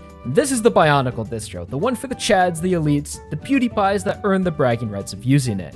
And while I see the appeal of something like Arch and the satisfaction that would come from building your distro from the ground up, I didn't buy this ThinkPad to learn Arch or to spend my summer compiling and making the perfect rice. That's what the Arch bros call desktop customization. I don't know why, but some of them do look pretty dope. But my goal in all of this was to have a simple machine dedicated for writing, and knowing myself and how easily I fall for procrastination porn, I feel like even experimenting with distro writing would introduce a whole rabbit hole of distractions on the writing machine. I could easily see myself sitting down to get work done, but then thinking, oh, let me just adjust my color scheme, my taskbar is uneven, let me change my NeoFetch icon, animate it, or just constantly trying to fix issues that aren't a priority. So avoiding that, I began testing out Mint and Ubuntu on a virtual machine, just trying them out. And right off the bat, neither of them felt great. I understood the potential, but didn't know how to use it. So I spent maybe a day or so watching terminal tutorials, how to navigate good to know commands, although I started to realize I didn't understand the practical uses for a lot of this stuff. So instead of trying to learn everything all at once and prepare myself, I think you just gotta jump into it and not stress about what you don't know and take it one step at a time and try to use the system as you would normally, and when you encounter a problem or question, then go search for that specific issue. And over time, you'll build up this experience and start to be able to solve problems on your own. as it's more likely you'll remember a command or navigation that helped you solve a real problem and not just something you heard 28 minutes into a beginner Linux tutorial, more of a project learning approach. But after testing out the basic distros, they just weren't doing it for me, so I dove a little deeper into my options and came across Cosmic OS, a very clean, modern looking distro based on Pop! OS, which is based on Ubuntu and uses the GNOME desktop environment. But I guess the Pop! Devs were like, nah, we want to make our own desktop, so they ditched GNOME and are developing Cosmic, which is currently in alpha, but from my experience has been extremely stable. But again, still in alpha, so occasionally there is an issue that is clearly a bug, or just some things don't work yet, like passing audio through HDMI, which is something I learned as Cosmic was the main distro I ended up installing on the ThinkPad, because it was just the most appealing to me and came built in with features made more accessible, like how Arch users are always showing off their super clean Hyprland tiling systems. Cosmic comes with tiling baked right into it, and for the week I've been using it, it's great and even has tile stacking. Sure, it may not be as fast, pretty, or minimal as Hyprland, but good enough for me and works out of the box, even if that makes me a normie. So the first thing I did in Cosmic was explore the system and optimize the UI, as I don't like the panel at the top and dock at the bottom, a bit too macOS for me, and I just like one taskbar, which wasn't an obvious option, and sent me down this completely unnecessary rabbit hole of trying to install Dash to Dock GNOME extension, messing up my display managers and OBS, getting kicked out of Cosmic, then needing to get back in, but I eventually came across this VTuber tutorial who showed that you can actually very simply combine the Dash and Dock in the Cosmic settings. It's just a little hidden, took like 15 seconds, and was exactly what I was looking for. I was then able to install most of the programs I needed through the Cosmic store, which seemed really simple, almost too simple, so I tried to get more in depth with the system by performing tasks I knew how to do with Windows, again more of a project learning approach. For example, creating a boot drive, pretty simple process, so I was like, okay, let's try to do the same exact thing on Linux. And that's when I began to learn that any simple task on Windows is going to be about 45 to an hour task on Linux, at least when starting out. And now I was getting into the terminal commands, program install, snap packs, flat packs, troubleshooting, realizing the snap pack install is kind of broken and sucks with errors and daemon issues, so uninstalling the snap and then doing it another way that actually worked. This specific issue was with Auto CPU Freak, the best alternative to a manual CPU undervolt I could find on Linux, which dynamically controls your CPU's frequency depending on load and power mode, which helps a lot with battery life on a laptop, which apparently is not very good on Linux. And even with CPU Freak installed, my max battery life on Cosmic is about 4 to 5 hours, which is still usable. So after wrestling with the terminal, wiki pages, and tutorials, I finally got the system in a very usable state, where I felt confident doing everything I needed to on it without a Windows dual boot, and even had started incorporating the system into my workflow, with this entire script being written on the ThinkPad, as well as some multitasking like screen recordings, which has felt pretty good, being able to sit on the couch or at a spare desk or even outside to focus on writing, which is also aided by the laptop form factor and Linux UI, where everything is just very keyboard focused, and while the urge to open YouTube and waste time is still there, it's a lot less enticing on the system and with the change of environment. And to make using it as easy and seamless as possible, I added a sync feature to Obsidian using the Git plugin and a repository that auto-syncs my Volt through devices. So whatever I write on the ThinkPad will be there on my desktop, and I'm not even signed into an Obsidian account, and I can have a Linux and Windows computer communicating in real time, updating on either device. That's a very epic plugin, so I'll leave a link to that tutorial in the description. So after trying my hand at Linux and using it to work on projects for over a week now, my first impressions are that it's a pain in the ass, but also kind of a miracle. A free open source platform that can be packaged to fit all kinds of users and can be developed by anyone. And that's pretty incredible. For me, it's been a solid alternative to Windows, especially on older hardware, and allowed me to find a distro that I liked and wanted to use. It just feels like a more isolated experience, which is a good thing. It's just you able to decide how you want to use your system and has an actual functional search feature. But does that mean I would want to run Linux on my desktop PC for video editing, streaming, and gaming? Fuck no. Just in my peripheral, I've been exposed to all the complications that can arise, and I don't even think Adobe products work on Linux. Meanwhile, Photoshop and Premiere are a main part of my workflow. And I know, bad company, but the neat part is you don't have to pay for them. So specifically Linux fills a niche for me, and I'm glad I tried it out, and if I ever find myself wanting to procrastinate for a while, I may dip into Arch, although I don't really have an interest in coding, so before I get flamed for not fully experiencing Linux, just keep that in mind. So now that I bought a ThinkPad and installed Linux, does this mean I've become the productivity master who will never yield to my ADHD tendencies again? No, definitely not. But when it comes to any form of self-improvement or enforcing a habit, there's a big difference between discipline and realism. And just because you're not living an idyllic lifestyle in the complete protocol of, say, Andrew Huberman or Brian Johnson, doesn't mean you don't have discipline. And that's not to say these talking heads don't have good advice sometimes. Getting enough sleep, eating right, exercising, these are all objectively healthy things that anyone can benefit from. But you'll only ever get value if you're able to recognize some level of individualism and meet your goals halfway. Meaning, it's better to understand yourself and what comes easy rather than trying to force yourself into practicing habits that feel unnatural, because you heard some guru on the internet say it is. Say you want to do more cardio, and you hear someone say, well, running in the morning is the best thing you can do. But you hate running and waking up early. You're probably not going to keep that habit only relying on self-discipline. But maybe you like basketball and have free time in the evenings and live near a public park. That would be a much more realistic and sustainable solution to getting in more cardio. So my target for improvement is writing. It's something I enjoy, it's a creative process, I'd like to write a fiction novel someday, and it's important for work.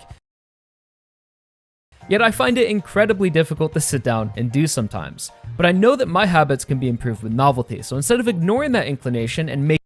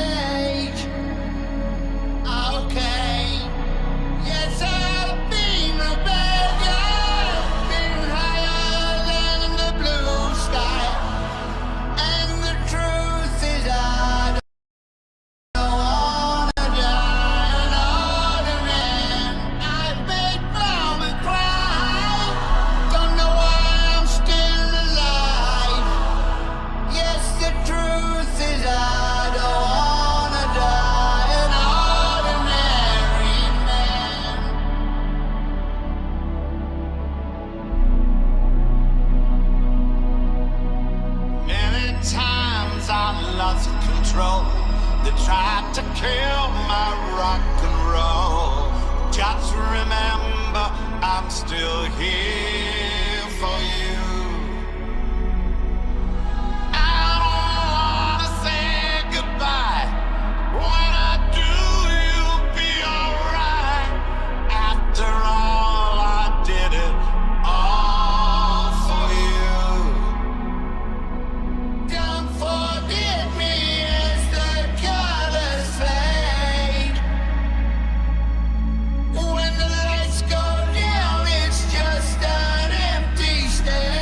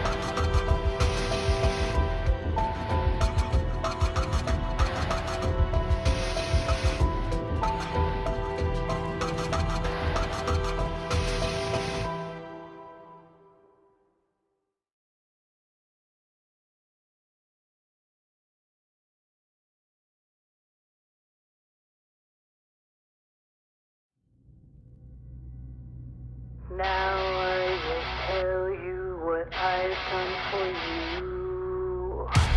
10,000 tears I've cried, screaming, grieving, and bleeding for you. And you won't hear me. Don't want your hand this time, I'll save myself. Maybe a week for once. Not tormented daily, defeated by you. Just when I thought I'd reached the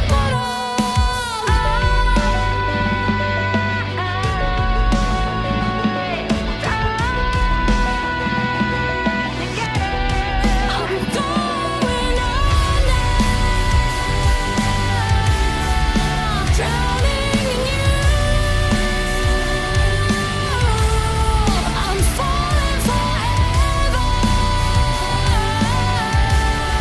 I've got to break through. I'm going under.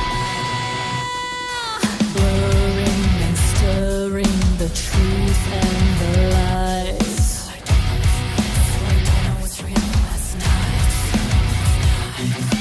Always confusing the thoughts in my head.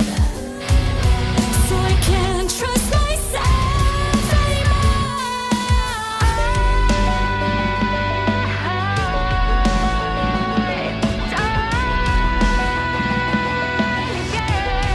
I'm going under.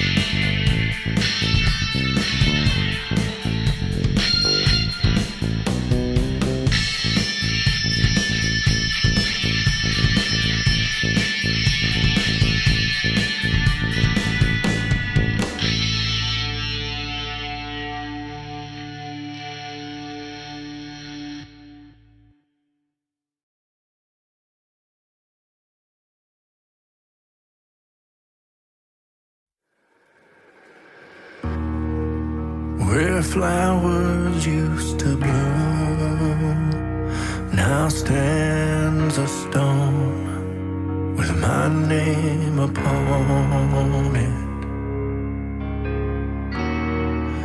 Oh, how the hell could you throw my heart on the ground and trample on it? Tell me, does the dirt beneath your nails ever bother you at all? You took away the air and I don't know if I'm breathing now or not. You buried me alive, and the weight of your memory is heavy and caught upon my skin. And what I feel for you inside is like a burning ember trapped somewhere in the ashes of time. Buried me alive. How did I end up here? Left in the dust by someone I trusted. Oh, at first it wasn't real. A blade in my back, I never saw it coming. Tell me, does the blood beneath your nails ever bother you at all? You took away the air and I don't know if I'm breathing now or not. You buried me alive, and the weight of your memory is heavy and caught upon my skin. And what I feel for you inside is like a burning ember trapped somewhere in the ashes of time. Buried me alive. I tried to lay it all to rest, but a heart for who we were is still beating in my chest. You buried me alive, and the weight of your memory is heavy and caught upon my skin. Oh, and what I feel for you inside is like a burning ember trapped somewhere in the ashes of time. You buried me alive, buried me alive, you buried me alive. Oh.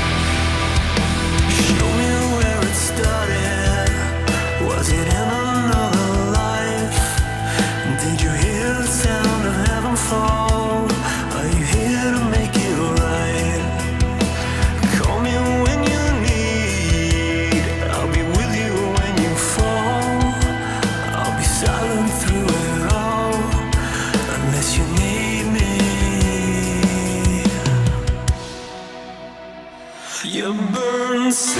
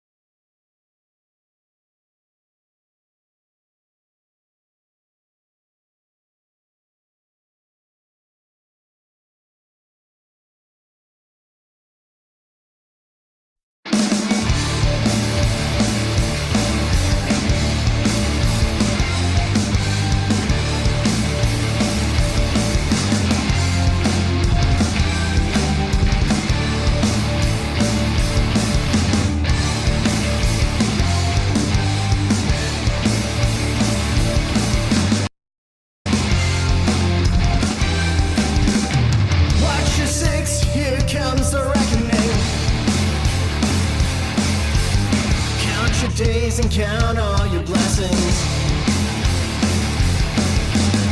Snap your fingers, disappear. And it's night, end of time draws near. Look to the sky, let me take my soul. Hope is lost, left us reeling. Where followers heed the call. Rest of our scene makes sense to me, but no thanks to you. Oh, what are you trying to prove? These games we play just die.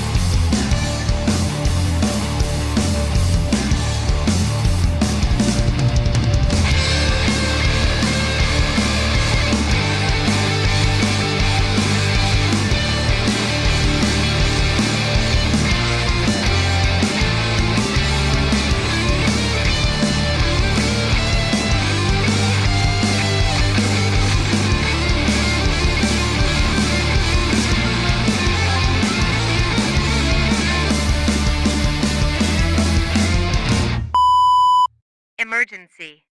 Please stay inside. Danger is imminent. You will not make it out alive.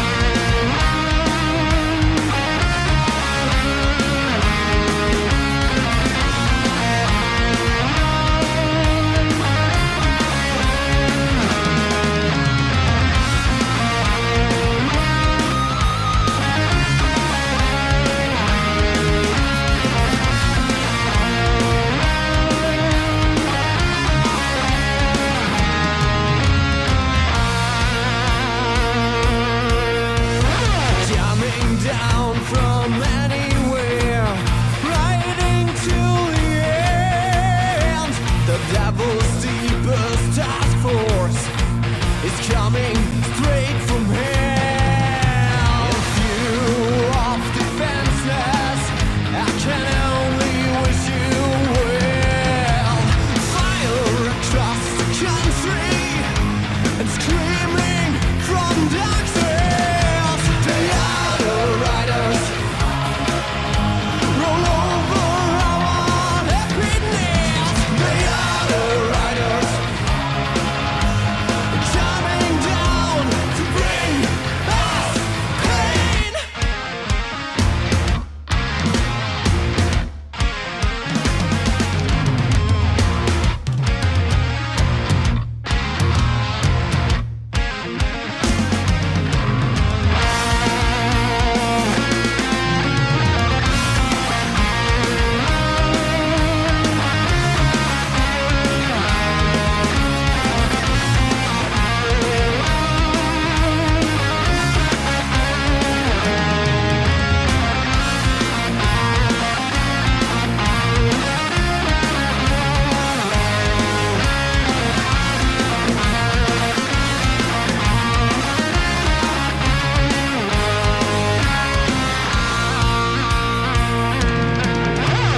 Prayed for forgiveness, but they only give us chains. Dedicated to death, we are in flames rising.